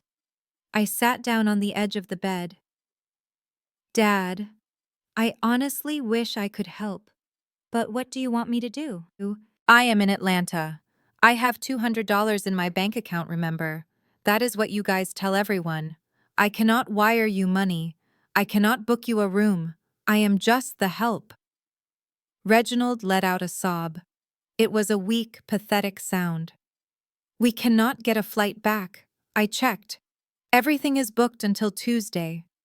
We are stuck here, Zara. We have nowhere to go. That is unfortunate, I said. Maybe you should try an Uber. Or wait, they do not have Uber there, do they? You really should have planned better, Dad. There was a long silence on the line. I could hear the ocean in the background. I could hear Ashley sobbing about her humidity frizz. Reginald took a deep breath. I have to go. I have to find a way to get us off this street. He did not say goodbye. He just hung up. I looked at the phone. I imagined Reginald opening his banking app. I imagined him staring at the balance of his 401k. The money he had saved for 30 years. The money that was supposed to last him the rest of his life. He was going to have to drain it. He was going to have to go to the nearest ATM and pull out cash because no reputable hotel would take Dante's maxed-out cards. And since it was peak season and they had no reservation, they were not going to find a suite at the Four Seasons. They were going to end up at a hostel or a motel or sleeping on the airport floor. I put the phone down on the nightstand. I laid back down on the massage table. Stefan, I said, I am ready to continue. Stefan stepped forward, his hands warm and strong. Is everything resolved, Ms. Williams? Yes, Stefan. Everything is perfectly resolved. My family just decided to extend their adventure. They are going to experience the authentic island life. It will be good for them, builds character. He began to work on my shoulders again. I closed my eyes. 4,000 miles away, my father was currently walking down a dark road, dragging a Louis Vuitton trunk that was too heavy for him while his golden son yelled at his crying wife. They were sweating. They were panicking. They were realizing that the world does not care about you when you cannot pay the bill. I pictured the motel they would find. I knew the one. It was called the Sea Breeze, but there was no breeze and it smelled like dead fish. It was the only place on the island that took cash walk-ins after midnight. The sheets would be polyester, the air conditioning would be broken, the walls would be thin, and the best part was the cost. Because it was Christmas, and because the owner was a shark who smelled blood in the water, he would charge them $500 a night for a room with 2 double beds and a cot. Reginald would pay it. He would pay it with shaking hands, knowing that every dollar was a dollar he would never see again. He would realize that his son's connections were worthless. He would realize that his wife's arrogance had a price tag he could not afford. And he would lay in that lumpy bed listening to Dante and Ashley fight, and he would wonder how it all went so wrong. He would never suspect that the architect of his misery was the daughter he left behind to scrub his floors. I let out a long, slow breath as Stefan worked a knot out of my lower back. The game was playing out exactly as I had calculated. They were trapped. They were broke. And they were miserable. But I wasn't done yet. Not even close. I still had a few days left before they came crawling back. And I had a lot of work to do. I needed to find that red envelope in my father's study. The one I had glimpsed years ago, but never had the courage to open. The one that held the secrets of the Williams family finances. Tomorrow I would stop being the daughter. Tomorrow I would become the auditor. I drifted off into a light doze, lulled by the scent of lavender and the sweet, sweet knowledge that my brother was currently sharing a bathroom with 4 other people. The morning sun filtered through the heavy velvet drapes of the master bedroom, but it did not bring warmth. It brought clarity. I had spent the night in the luxury of my own making, sleeping on a massage table while my family slept in a flea-ridden motel 4,000 miles away. I felt rested. I felt powerful. But I also felt a nagging suspicion. My phone charger had frayed during the flight from Tokyo. I needed a replacement. I knew my father kept a stash of electronics in his study. Reginald was a hoarder of cords and cables, convinced that every outdated wire would one day be useful again. It was a habit from his days as a bank manager, a need to control the small things because the big things terrified him. I walked down the grand staircase, my bare feet silent on the plush carpet. The house was still. The nannies had taken the children to the Ritz-Carlton. The cleaning crew had scrubbed away the physical mess, but the emotional stain of my family remained. I pushed open the heavy oak doors of the study. The room smelled of stale cigar smoke and lemon polish. It was a room designed to intimidate. Floor-to-ceiling bookshelves filled with leather-bound volumes that had never been cracked open. A massive mahogany desk that cost more than my first car. A Persian rug that was probably a fake. I walked behind the desk and opened the top drawer. It was a jumble of pens, paper clips, and old receipts. I dug around looking for a lightning cable. Nothing. I tried the second drawer. Files, tax returns from 1998, warranty information for a toaster they threw away 10 years ago. I sighed and knelt down to check the power strip behind the desk. Maybe he had left a charger plugged in. As I crawled under the desk, my hand brushed against the edge of the Persian rug. It felt lumpy, uneven, like something had been swept under it not to hide the dust, but to hide the truth. I pulled the corner of the rug back. There was no dust. There was a stack of envelopes, thick, heavy envelopes, and they were all red. Red is the color of emergency. Red is the color of danger. In the world of finance, red is the color of death. I picked up the top envelope. It was from the First National Bank of Georgia. It was stamped with bold black letters. Final notice. Action required. I sat back on my heels, holding the envelope like it was a live grenade. My heart started a slow thudding rhythm against my ribs. I knew what this was. I had seen these before in my line of work.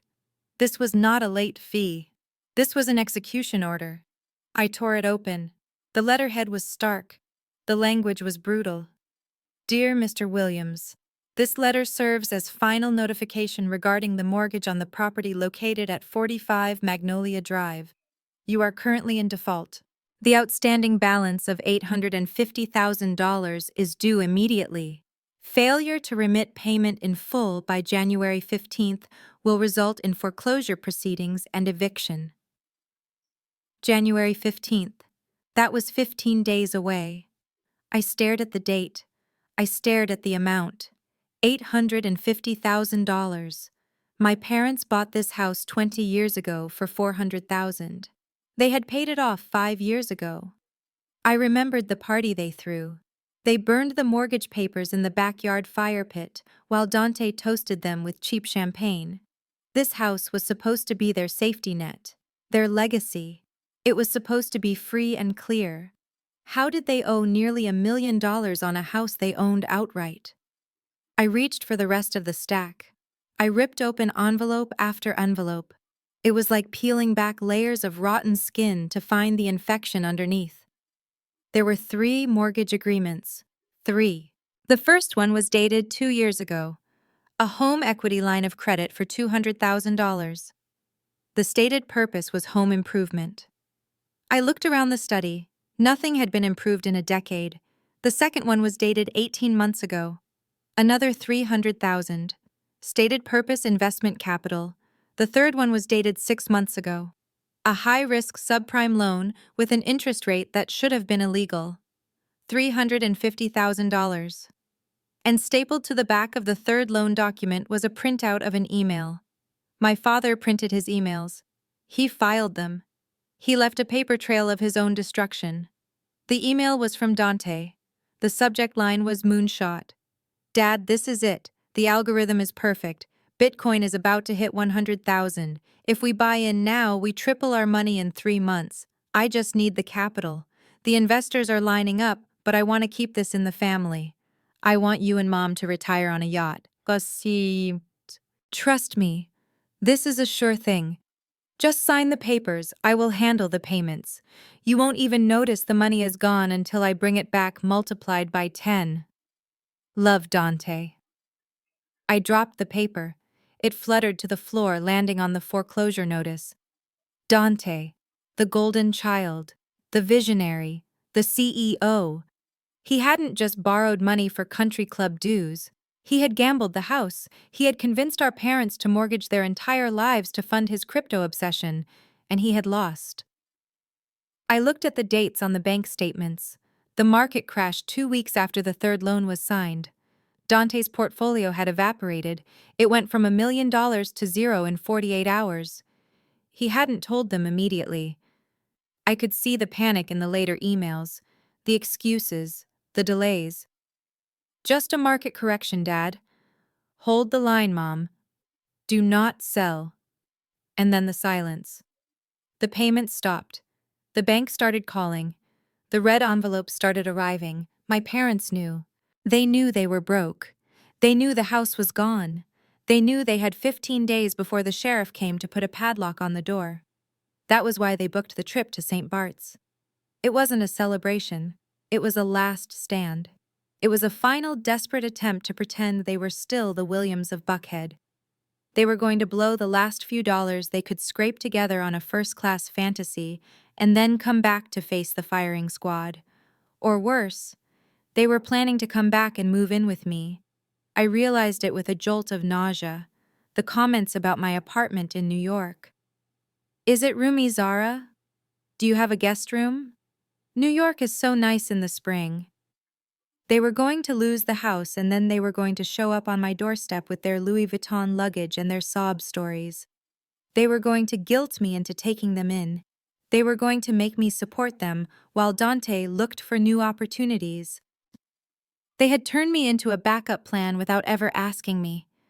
They had treated me like garbage, like a servant, like a disappointment, all while plotting to leech off my stability when their house of cards collapsed. I looked at the calendar on the desk. January 15th. They were going to return from St. Bart's on January 5th. They would have 10 days to pack, 10 days to panic, 10 days to try and manipulate me into saving them. I felt a cold rage settle over me. It was different from the anger I felt at the insults. This was deeper. This was structural. They had sacrificed their security and their dignity for a son who lied to them, and they were ready to sacrifice my future to cover their tracks. They valued Dante's lies more than they valued my truth. They valued his potential wealth more than my actual stability. I stood up. I paced the room. My mind was working fast, clicking through scenarios like a supercomputer. I could let them lose the house. I could let them be evicted. I could watch them fall and refuse to catch them. But that was messy. That took too long. And it gave them the chance to play the victim. They would cry to the neighbors. They would cry to the church. They would say they were swindled by the bank. They would never admit that their greed and their favoritism had destroyed them. No, I needed a cleaner kill. I needed to control the narrative. I needed to control the asset. I looked at the foreclosure notice again. The bank was First National. I knew the VP of Distressed Assets at First National. We had played golf together at a charity tournament in the Hamptons last summer. I picked up my phone.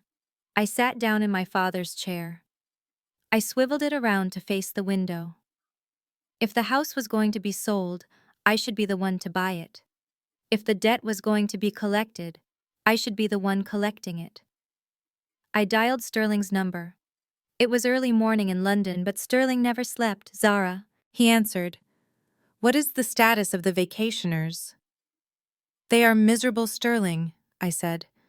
"But that is not why I am calling. I found something. Oh, my father's house is in foreclosure. Dante gambled the equity on crypto and lost. They owe $850,000. The auction is in 15 days. Sterling whistled low and long. "That is unfortunate, but consistent with the profile. What do you want to do? Do you want to send them a fruit basket for their new cardboard box?" "No, Sterling. I want the house. You want the house. It is a depreciating asset in a suburb, Zara. It does not fit your portfolio. I do not want it for the portfolio, Sterling. I want it for the leverage. I want you to call the bank, initiate a purchase of the distressed debt, buy the mortgage, buy the liens, buy everything. I want Z Capital to be the sole creditor for Reginald and Bernice Williams." I could hear Sterling typing furiously in the background. "Buying the debt gives you the right to foreclose. It gives you the right to evict. It gives you the title." "Exactly," I said. "I do not want to just kick them out, Sterling. I want to own the ground they stand on. I want to be the one who decides if they have a roof over their heads." The typing stopped. "This is aggressive, Zara. Even for you. They tried to make me a servant in my own home, Sterling. Now I am going to be the landlord. Get it done. Offer the bank full value plus 10% for an immediate transfer of the note. I want the papers in my hand by tomorrow morning. Consider it done, boss. Z Capital will own the property by close of business today." I hung up the phone.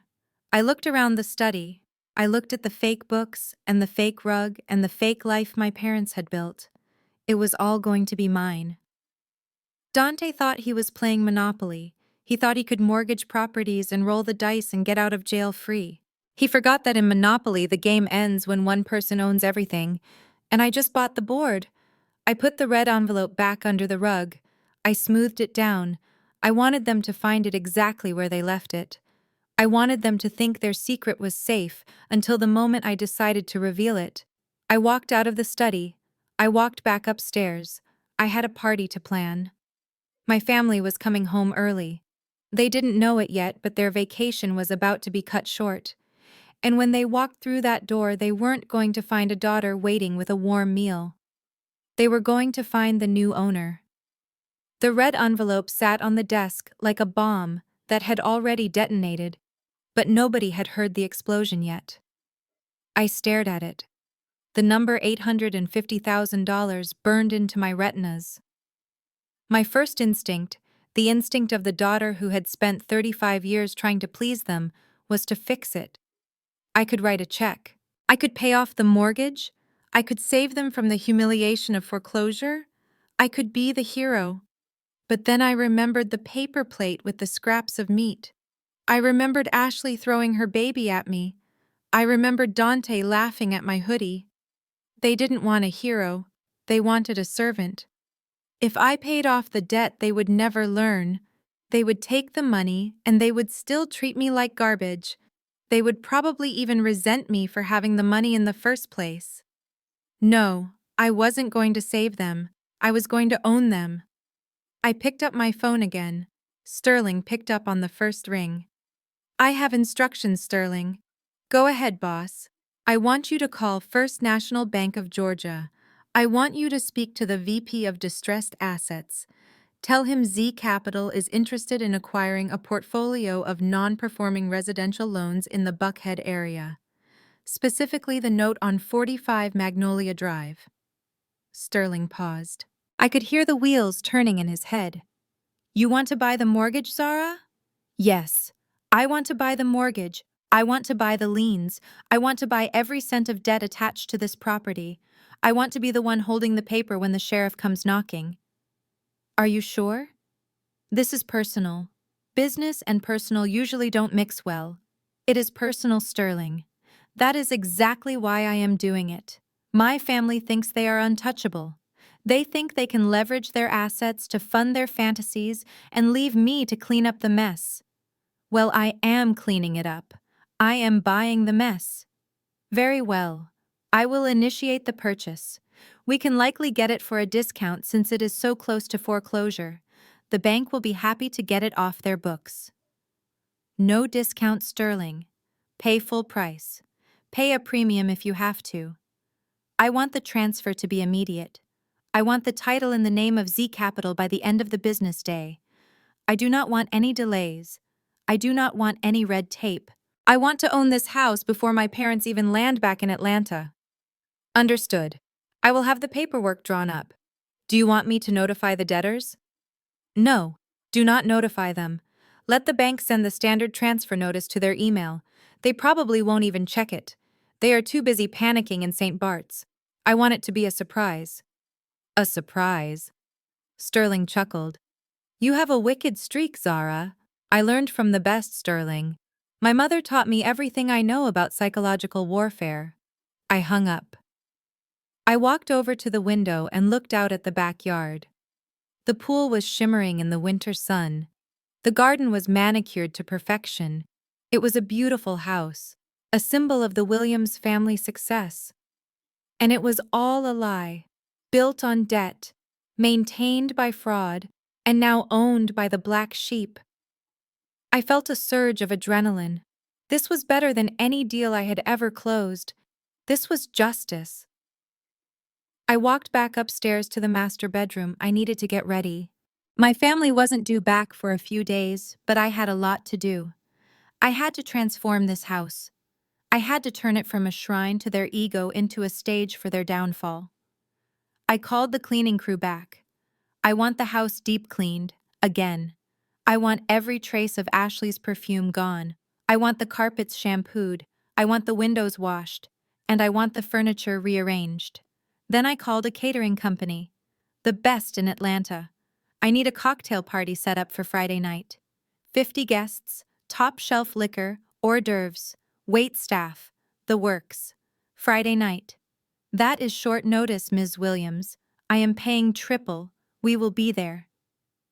Then I called my stylist in New York. Send me the dress. The red one. The one I wore to the Met Gala after party. And send the diamonds. The Graf necklace. I need to look expensive. I need to look like I own the place. Because I do. The next 3 days were a blur of activity. The house was transformed. The old stuffy furniture was moved into storage. Modern, sleek pieces were brought in. Art from my private collection was hung on the walls, replacing the generic prints my mother loved. I invited everyone.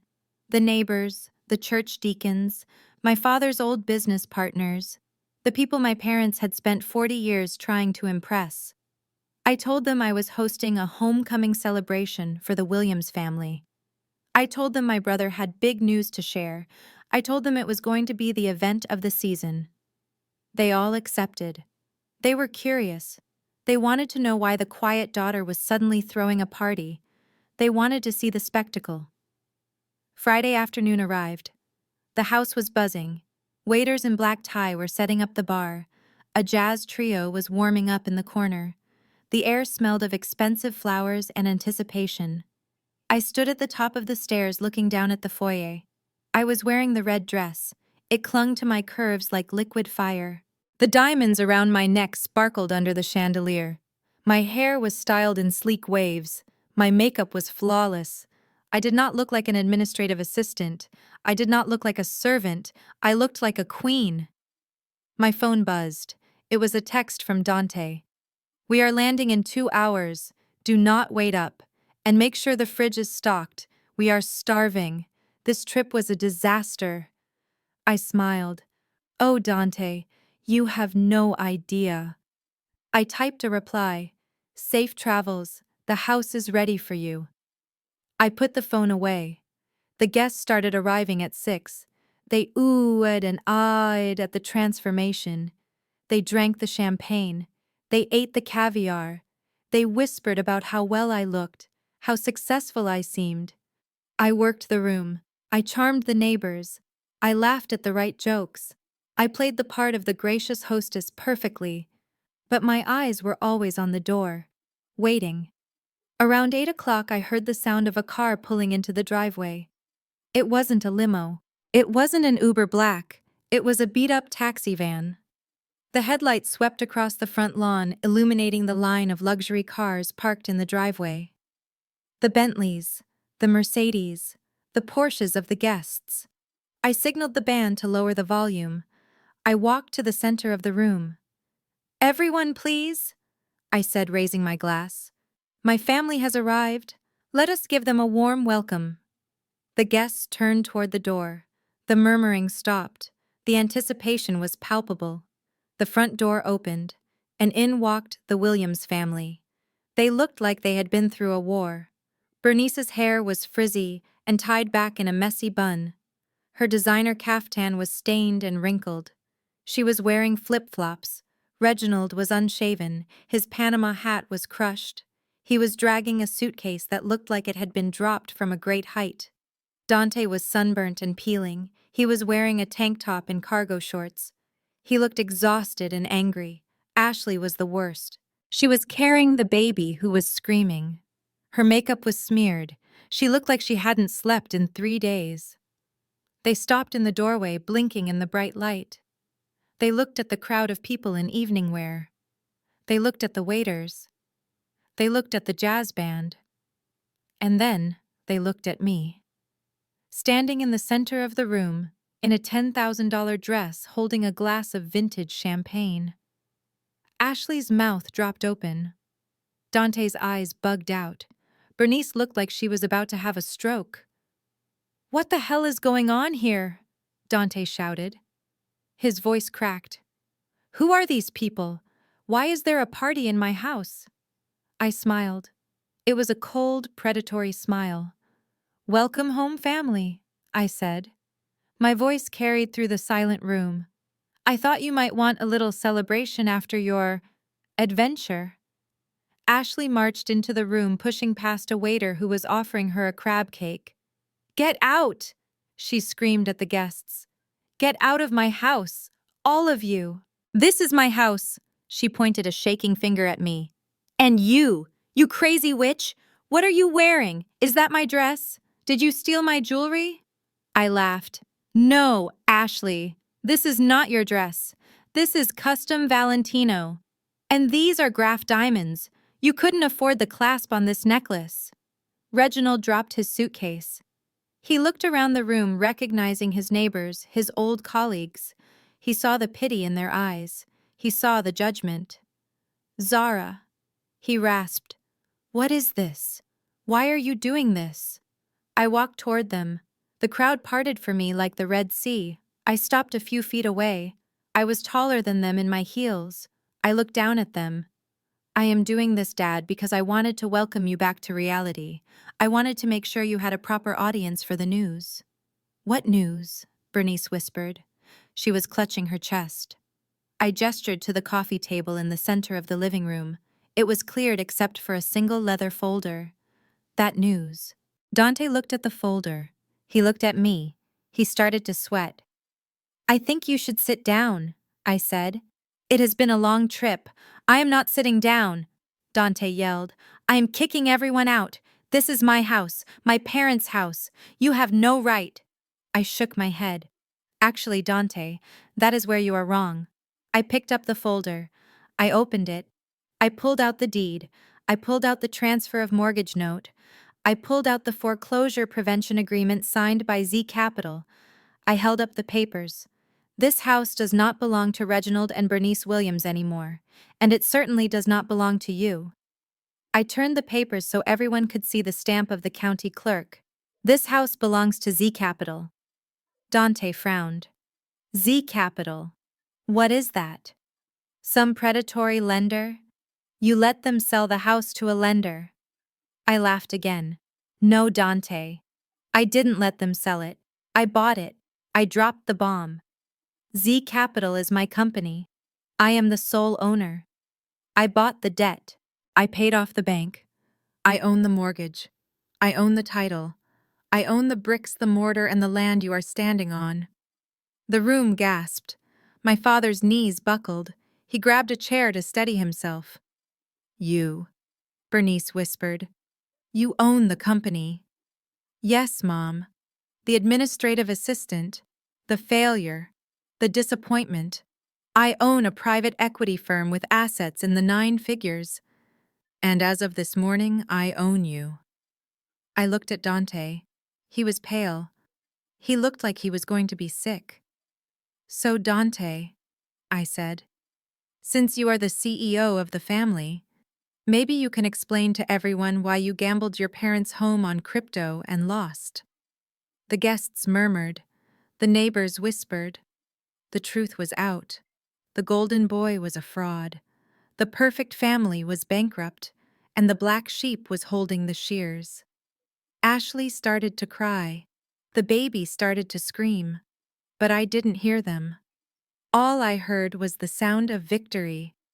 I walked over to the table and poured myself another glass of champagne. Now, I said, who wants to make a toast? The journey back from St. Bart's was not the triumphant return of a conquering king. It was the retreat of a defeated army. My family did not fly home on a private jet. They did not even fly direct. Reginald had drained his emergency cash reserves to buy 5 last-minute tickets in basic economy with 3 connections. They flew from St. Bart's to St. Martin on a ferry that made Ashley vomit. Then from St. Martin to Miami in middle seats near the toilets. Then a 6-hour layover where they slept on the terminal floor using their Louis Vuitton bags as pillows because they could not afford the airport lounge day passes. Finally, a red-eye to Atlanta squeezed between a crying toddler and a man who smelled like old onions. They had spent 3 days in hell. The Sea Breeze Motel had lived up to my expectations. The air conditioning was broken. The windows did not have screens, so the Caribbean mosquitoes had feasted on them. Ashley's legs were covered in angry red welts. Dante had a sunburn that was peeling in sheets because he refused to buy sunscreen at resort prices. My mother's hair, which she had spent hundreds of dollars getting done before the trip, had frizzed into a chaotic halo due to the humidity and the lack of decent water pressure. They were hungry. They were exhausted. They were humiliated. They had spent 72 hours pointing fingers at each other. Ashley blamed Dante for lying about the reservation. Dante blamed me for sabotaging him. Bernice blamed Reginald for not having enough money to fix it. Reginald just stared out the window wondering where his life had gone wrong. By the time the taxi van rattled up the streets of Buckhead, it was Friday evening. The sun had set, leaving the sky a bruised purple. They were expecting a dark, cold house. They were expecting to find me sitting in the kitchen eating bologna sandwiches, waiting to be yelled at. They were ready to unleash their fury on the only person they could still control. But as the taxi turned the corner onto Magnolia Drive, the mood in the van shifted from anger to confusion. Reginald leaned forward, squinting through his smudged glasses. "Is that our house?" Bernice looked up from her phone where she had been deleting comments on her Facebook page, asking why she wasn't posting vacation photos. "It cannot be. Look at the lights.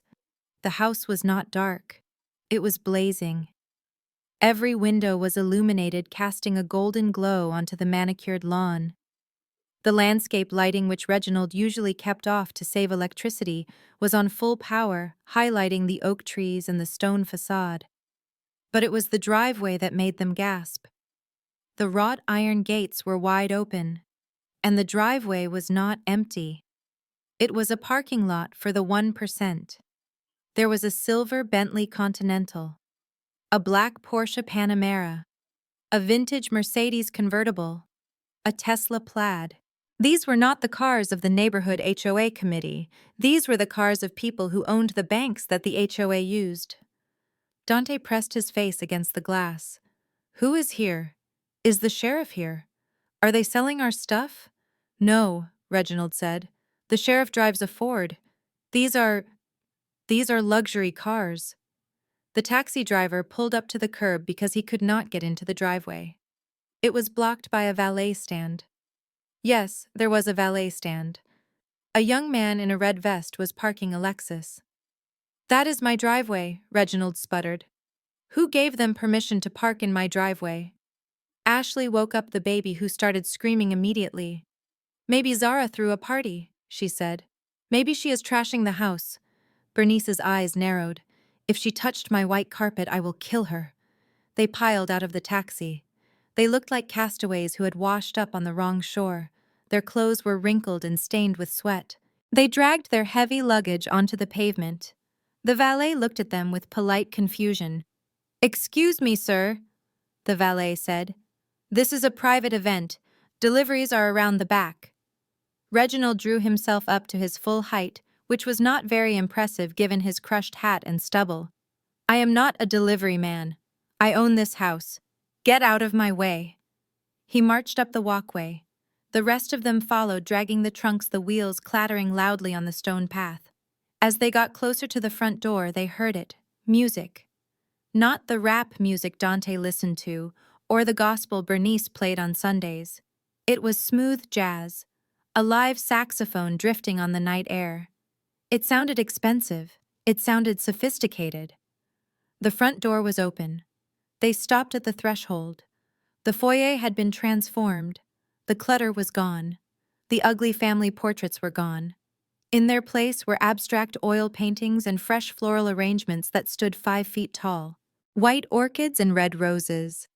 The air smelled of expensive candles and lobster thermidor. They walked into the living room and froze. There were at least 50 people in the room, men in bespoke suits, women in cocktail dresses that shimmered under the crystal chandelier. Waiters circulated with silver trays offering glasses of champagne and hors d'oeuvres. Bernice gasped. She recognized these people. She recognized the mayor of Atlanta holding court near the fireplace. She recognized the CEO of the hospital where she had her hip surgery. She recognized the woman who owned the largest real estate firm in the state. These were the people Bernice had spent 20 years trying to get coffee with. These were the people who never returned her calls. And they were standing in her living room, drinking her wine and laughing. And in the center of it all was me. I was standing near the piano where the jazz trio was playing. I was wearing the dress. It was a structured architectural masterpiece of crimson silk by Schiaparelli. Haute couture. It cost $10,000, and it fit me like a second skin. It was cut low in the back and high in the front, commanding attention without begging for it. My hair was swept up in an elegant chignon, revealing the diamond drop earrings that caught the light every time I moved. I was holding a crystal flute of vintage Dom Perignon. I was laughing at something the bank president was saying. I looked radiant. I looked powerful. I looked nothing like the daughter they had left behind. Dante dropped his suitcase. The sound was like a gunshot in the sophisticated hum of the party. The music faltered. The saxophone player trailed off. The conversation died down as heads turned toward the door. The guests looked at the intruders. They saw the sunburns, the mosquito bites, the stained clothes, the crying baby. They looked at them with the kind of polite distaste reserved for a waiter who drops a tray of food. Ashley was the first to break the silence. She pushed past Reginald, her eyes wild. She saw me. She saw the dress. She saw the diamonds. She saw the way the most powerful people in Atlanta were looking at me with respect, and she snapped. The jealousy and the exhaustion and the humiliation of the last 3 days boiled over. She marched into the center of the room, shoving a waiter aside. "You!" she screamed. Her voice cracked. She looked deranged. "You crazy witch! What are you doing? What is this?" She gestured wildly at the room. "Get out!" she shrieked at the mayor. "Get out!" She yelled at the bank president. "Get out of my house. All of you. This is my house. Who gave you permission to be here?" The guests recoiled. A woman in a silver gown clutched her pearls. The mayor looked at his security detail. Ashley pointed a shaking finger at me. Her nail polish was chipped and her hands were dirty. "And you, look at you, playing dress up. Where did you steal that dress, Zara? Did you rob a store? Did you steal my jewelry? Take it off. Take it off right now." I did not flinch. I did not step back. I took a slow sip of my champagne. I looked at her over the rim of the glass. "Hello, Ashley," I said. My voice was calm, melodic. It carried through the silent room effortlessly. You are back early. How was the hostel? I heard the bedbugs in St. Bart's are particularly aggressive this time of year. Dante rushed forward to join his wife. He looked at the guests who were now whispering. He saw his own irrelevance reflected in their eyes. "Stop it, Zara!" he shouted. "Stop the act! Tell these people to leave! You are the babysitter! You are the help! You do not throw parties! You clean up after them!" The bank president stepped forward. He was a tall, imposing man named Mr. Sterling, no relation to my lawyer. He looked at Dante with disdain. "Excuse me, young man," he said, his voice deep and authoritative. "You are interrupting a private event hosted by Ms. Williams. I suggest you lower your voice." Dante laughed hysterically. "Ms. Williams, that is my sister. She is a secretary. She makes $40,000 a year. She is a nobody. This is my house, my parents' house, and she is trespassing." Bernice stepped into the light. She looked at her friends, her idols staring at her like she was a zoo animal. She tried to salvage her dignity. She smoothed her wrinkled caftan. "Zara," she said, her voice trembling, "what have you done? Why are these people here? You are embarrassing us." I set my glass down on the grand piano. The sharp clink echoed in the room. I turned to face them fully.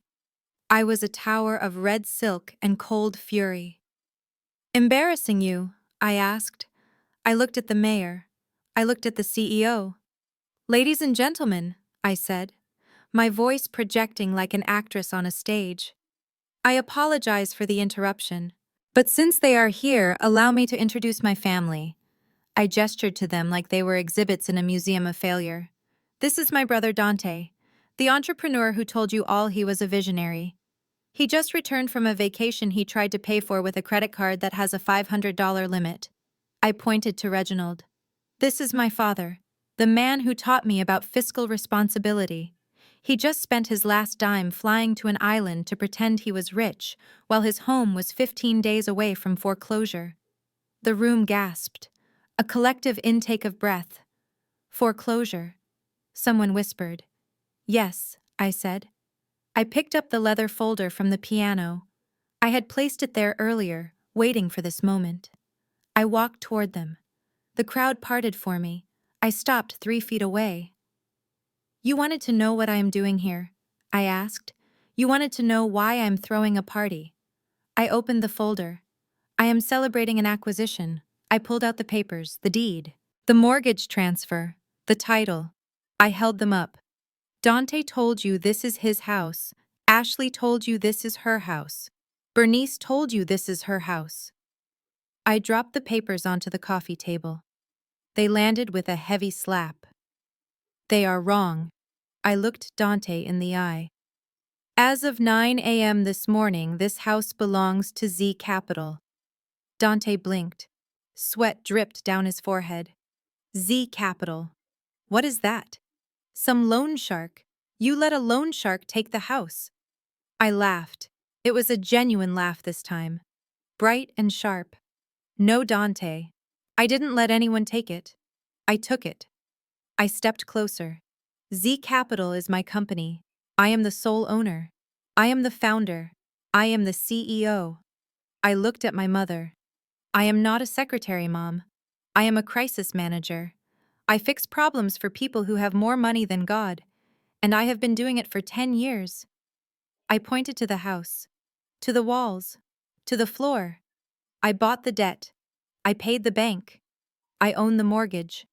I own the title." I leaned in close, so only they could hear the ice in my voice. "I own you." Bernice's knees gave out.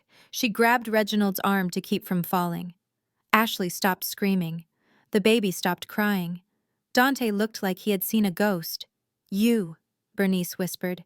"You have money." "Yes, Mom," I said. "Millions." I looked at the guests. They were staring at me with new respect. They loved a winner. They loved a shark. And they were looking at the biggest shark in the tank. "So," I said, turning back to my family, Since I am the landlord and you are the trespassing tenants, I think we need to discuss your living arrangements. I smiled. But first, I think you should apologize to my guests for the noise. It is very rude to interrupt a networking event with your poverty. Ashley did not just walk into the room, she exploded into it like a grenade of entitlement and bad hygiene. She pushed past a waiter carrying a tray of smoked salmon blinis, knocking the silver platter to the floor with a loud clang that silenced the jazz band instantly. Her blonde hair, which she usually spent hours curling and spraying into a helmet of perfection, was now a matted bird's nest of frizz and grease. Her designer caftan was stained with what looked like baby vomit and airplane coffee. She smelled like stale sweat and desperation. She marched right up to me, her eyes wild and bloodshot. She looked at my $10,000 dress. She looked at the diamonds around my neck. She looked at the way the mayor of Atlanta was leaning in to listen to me speak. And she snapped. "You crazy witch!" she screamed. Her voice cracked and peeled like old paint. "What are you doing in my house? Who are these people? Get out! Get out right now!" She spun around, waving her arms at the guests like she was shooing away pigeons in a park. "Go home, all of you. The party is over. This woman is a fraud. Oh, she is a squatter. She is trespassing in my home." The room went deadly silent, the kind of silence where you can hear a pin drop or a reputation shatter. 50 of the most powerful people in Atlanta stared at Ashley with a mixture of horror and fascination. They were used to gala dinners and charity balls, not reality show meltdowns in the middle of the foyer.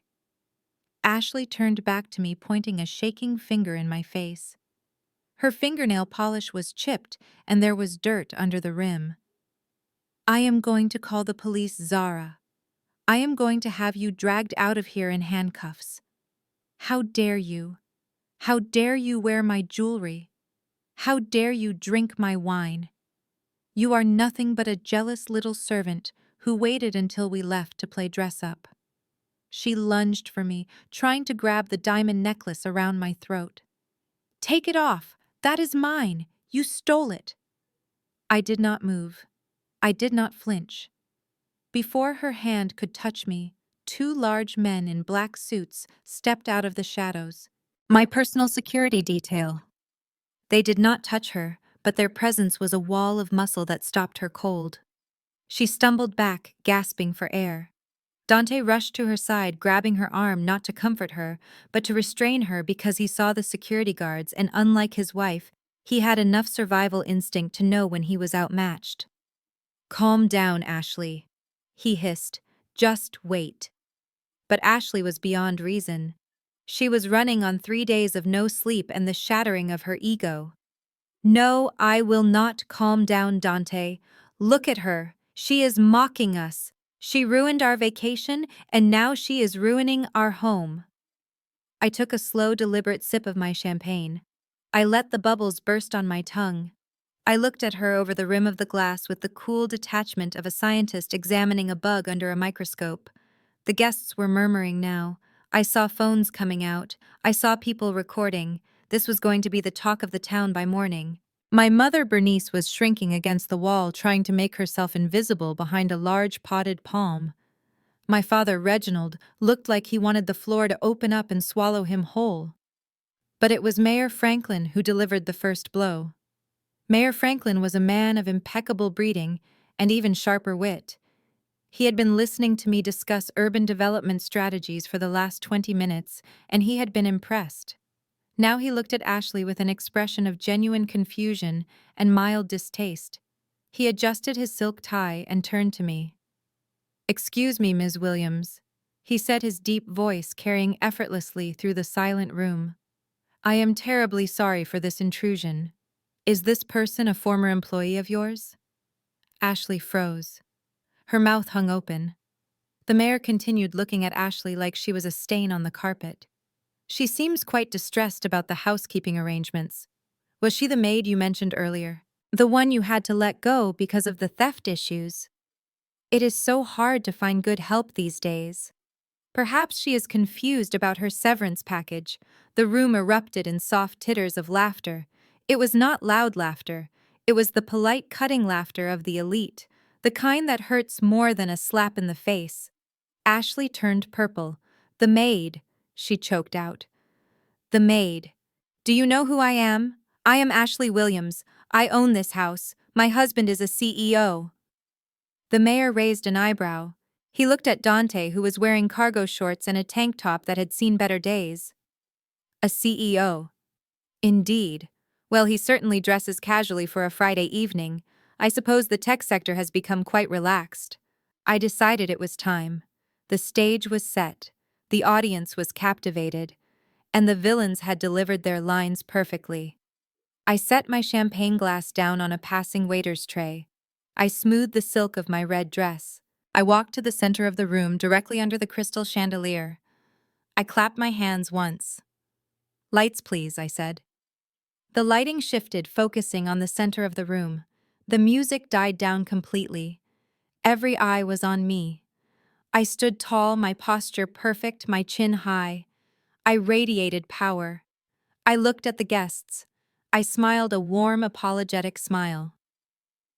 "Ladies and gentlemen, please forgive the interruption. I know this is unorthodox. We were discussing the future of Atlanta and the importance of fiscal responsibility. But it seems we have some uninvited guests who are confused about the nature of tonight's event." I turned slowly to face my family. They were huddled together near the door, a pathetic clump of stained clothes and broken dreams. "Ashley claims this is her house," I said, my voice projecting clearly. "She claims I am the servant. She claims I am trespassing." I walked toward them. The crowd parted for me. I stopped 3 feet away from Ashley. I could smell her fear now mixing with the stale airplane air. "Allow me to introduce you properly," I gestured to Dante. "This is my brother Dante Williams. He tells everyone he is the CEO of a revolutionary startup. He tells investors he is the next Elon Musk. But what he didn't tell you is that his startup has not generated a single dollar of revenue in 4 years. He funded his lifestyle by maxing out credit cards in his parents' names and borrowing money he could never pay back." Dante stepped forward, his hands balled into fists. "Shut up, Zara. Shut up right now." I ignored him. I pointed to my father. "This is my father, Reginald, a man who spent 40 years working at a bank telling everyone how to save their money. A man who lectured me daily on the value of a dollar. Yet 3 weeks ago, he drained his entire 401k. Every penny of his retirement. Why? To pay for a first-class flight to a luxury island, because he wanted to pretend he was still wealthy for 10 more days." Reginald looked down at his shoes. He could not meet the eyes of his peers. "And this," I pointed to Bernice, "is my mother. The woman who told me last week that I was a failure because I'm unmarried. The woman who made me fly home from Tokyo to scrub her toilets and cook for her grandchildren because she deemed me unworthy of a vacation. She stands before you wearing a dress that costs $3,000 while her bank account is overdrawn by $500. The room was so quiet you could hear the air conditioning hum. The guests were stunned. This was not just tea. This was a scalding pot of truth being poured over their heads. And finally, I looked at Ashley. "We have my sister-in-law, the woman who just called me a maid, the woman who handed me a 3-page list of chores, including hand-washing her underwear and scrubbing the pool grout with a toothbrush." I paused, letting the absurdity of that sink in. "She claims this is her house. She claims she owns it." I walked back to the coffee table. The leather folder was waiting there. I picked it up. It felt heavy in my hands, heavy with justice. I walked back to them. I held the folder up for everyone to see. But there is a small problem with her claim. A math problem. Specifically, an $850,000 problem. I opened the folder. I pulled out the notice of default. You see, while my family was flying to St. Bart's to stay in a villa they scammed their way into, they forgot one small detail. They stopped paying the mortgage on this house 6 months ago. Gasps rippled through the room. "That is right," I said. "They took out 3 mortgages on this property. They stripped every cent of equity out of it to fund Dante's fake company and their country club lifestyle. And when the money ran out, they ran away. They left the country hoping the problem would disappear or that they could come back and guilt-trip me into fixing it. I looked at Dante. You owe the bank $850,000, Dante. The foreclosure auction was scheduled for January 15th. You were going to lose this house. You were going to lose everything. And you didn't tell anyone. You just bought a plane ticket and left. Dante was shaking. How do you know that? That is private financial information. You hacked my accounts. I laughed. I didn't have to hack anything. The bank sent a letter. A red letter. I found it under the rug in Dad's study where he hid it. I dropped the notice of default on the floor at his feet. But do not worry, I said. My voice dropped an octave, becoming deadly serious. The bank is not going to foreclose on this house. Ashley looked up, hope flaring in her eyes. You paid it, she whispered. You paid it off for us. I knew it. I knew you would not let us down. I smiled. It was the smile of a shark that had just bitten a seal in half. Oh, I paid it, Ashley. I wired the money this morning, every single cent. Principal, interest, and penalties. The bank was very happy to take my money. I pulled the final document from the folder. The deed, the title transfer. But I did not pay it for you. I paid it for Z Capital. I held the deed up to the light. The watermark was clearly visible. My name is on this deed now. Not Reginald Williams. Not Dante Williams. Zara Williams. Sole proprietor of Z Capital International. I looked at them. I bought your debt. I bought your mortgage. I bought your house. I took a step closer, invading their personal space. This is not your house, Ashley. This is my house. I own the roof over your head. I own the floor under your feet. I own the pool you wanted me to scrub. I turned to the guests. Ladies and gentlemen, I apologize for the confusion. These people are not the homeowners. They are squatters. They are previous tenants who defaulted on their obligations and abandoned the property. I turned back to my family. And as the new owner, I have a strict policy against trespassers, especially trespassers who smell like bad decisions and cheap sunscreen. Ashley looked like she was going to faint. Dante looked like he was going to vomit. Bernice was holding onto the doorframe for dear life. You cannot do this, Reginald whispered. We are your family. I looked at him. I looked at the man who had lowered the thermostat to save money while I froze. Family, I said. Family does not treat their daughter like a slave. Family does not lie to steal a vacation. Family does not gamble their home on a lie. I pointed to the door. My security team will escort you out. You have 5 minutes to remove your luggage from my driveway. If you are not gone in 5 minutes, I will have your vehicles towed. But we have nowhere to go. Bernice wailed. I looked at her. Try an Uber, Mom. I hear they have great rates this time of night. I turned my back on them. I walked back to the piano. I picked up my champagne glass. I raised it to the guests. To new beginnings, I said. And to eviction. The room erupted in applause. The jazz band started playing again, and behind me I heard the sound of my family being dragged out of my house and into the cold, hard reality they had created for themselves. Dante looked at the foreclosure notice lying on the floor. His face turned a shade of purple I had only ever seen on bruised fruit. The veins in his neck bulged against his collar. He looked at the guests who were whispering behind their hands. He looked at his wife who was staring at him with dawning horror. He looked at his parents who were shrinking away from him like he was radioactive. The walls of his deception were closing in. He had spent years building a castle out of lies, and I had just pulled the foundation stone. He did not know how to handle the collapse, so he did the only thing a coward knows how to do. He attacked. You think you are so smart, he screamed. You think you can just walk in here and take everything. I am the man of this house. He lunged at me. It was a clumsy, desperate move. He raised his hand as if to strike me the way he used to pull my hair when we were children. He wanted to hurt me. He wanted to erase the smirk from my face. He wanted to make me small again. But I was not small anymore, and I was not alone.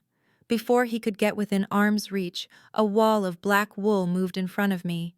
My head of security, a man named Stone, who was 6'5" and built like a tank, intercepted Dante, with the casual ease of an adult stopping a toddler. Stone caught Dante's wrist in midair. He did not twist it. He did not break it. He just held it. "I suggest you step back, sir," Stone said. His voice was a low rumble that vibrated in the floorboards. Assaulting Ms. Williams would be a very poor life choice. Dante struggled for a second, his feet slipping on the polished wood floor. Then he looked up at Stone. He saw the cold professionalism in the guard's eyes. He realized that this was not a family squabble anymore. This was the real world. And in the real world, you do not touch the CEO. Stone released him. Dante stumbled back, crashing into the coffee table. He fell onto the sofa, panting and sweating. I took a step forward. I smoothed the skirt of my Valentino gown. I looked down at him. "That was a mistake, Dante," I said coolly. "I could have you arrested for that, but I think I prefer a different punishment." I reached into the leather folder again. I pulled out the final stack of documents. These were the heavy ones, the ones with the gold seals and the thick bond paper. I tossed them onto the glass table in front of him. They landed with a heavy, authoritative thud. "Read it, Dante. Read the bold print." He looked down. His eyes scanned the page. I saw his lips move as he read the words. "Notice of acquisition. Transfer of deed. Z Capital International." "It says you do not live here anymore," I said. "It says that Reginald and Bernice Williams do not live here anymore. It says that the property located at 45 Magnolia Drive is now a corporate asset." I looked at my parents. "You thought you could hide the foreclosure from me.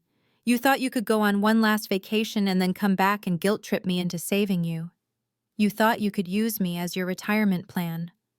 I laughed. It was a dry sound. "Well, your plan failed. Z Capital has acquired the distressed asset. That is business speak, for I own you. I own the roof. I own the walls. I own the ground you are standing on. And as the new owner, I have rights." I pointed a manicured finger at the door. "I have the right to evict squatters. I have the right to remove trespassers. And according to Georgia state law, since you have no lease and you have paid no rent for 6 months, I can remove you immediately." 24 hours, I said, my voice hard as diamonds. "That is what the law requires for emergency eviction due to property abandonment and default. You have 24 hours to get your things and get out." Bernice let out a strangled cry. Her hand fluttered to her throat. Her eyes rolled back in her head and she crumpled toward the floor. It was a magnificent performance. She swooned like a southern belle in a melodrama, expecting Reginald to catch her. Reginald tried, but he was too slow. Bernice hit the carpet with a soft thud. "Mom!" Dante yelled. "You killed her! You gave her a heart attack!" I didn't move. I didn't rush to her side. I took a sip of my champagne. "Get up, Mom," I said, my voice bored. "The paramedics are already parked outside for the event safety protocols. If you are really having a medical emergency, I will have them come in with the paddles. But if they cut that $3,000 dress off you and find out you are faking it, I am going to charge you for their time." Bernice's eyelids fluttered. She realized no one was buying it. She realized the mayor was looking at her with embarrassment, not sympathy. She groaned and sat up, adjusting her wig. "You are heartless," she hissed. "Your own mother.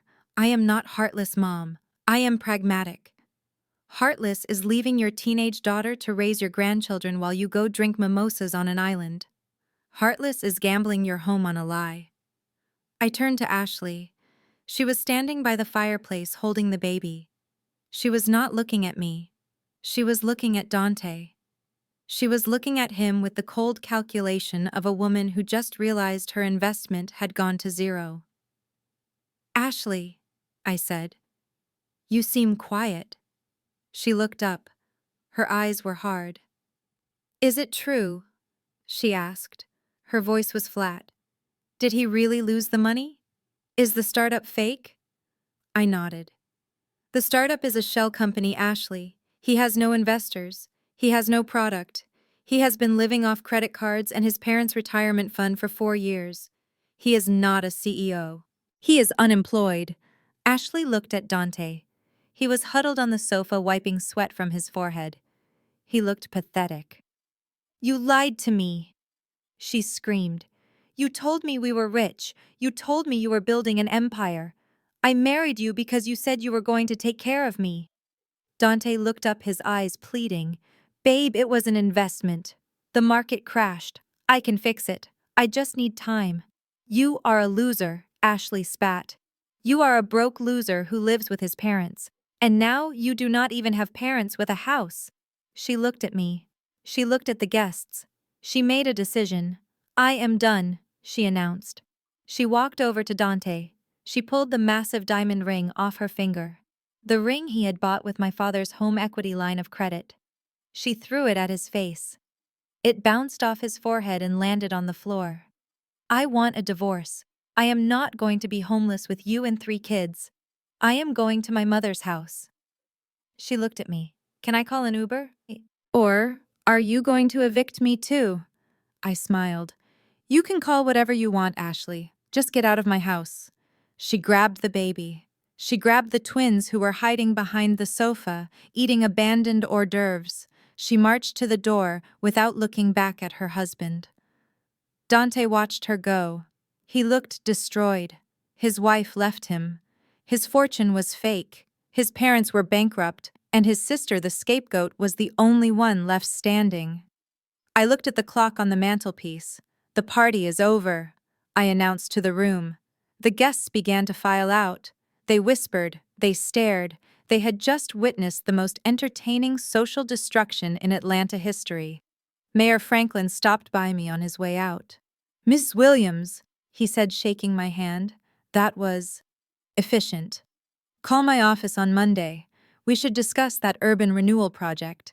You clearly know how to clean up a mess. I thanked him.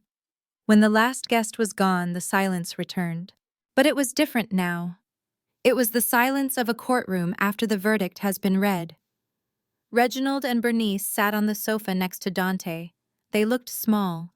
They looked old. So, Reginald said, his voice trembling, you are really kicking us out, your own parents. I walked over to the window.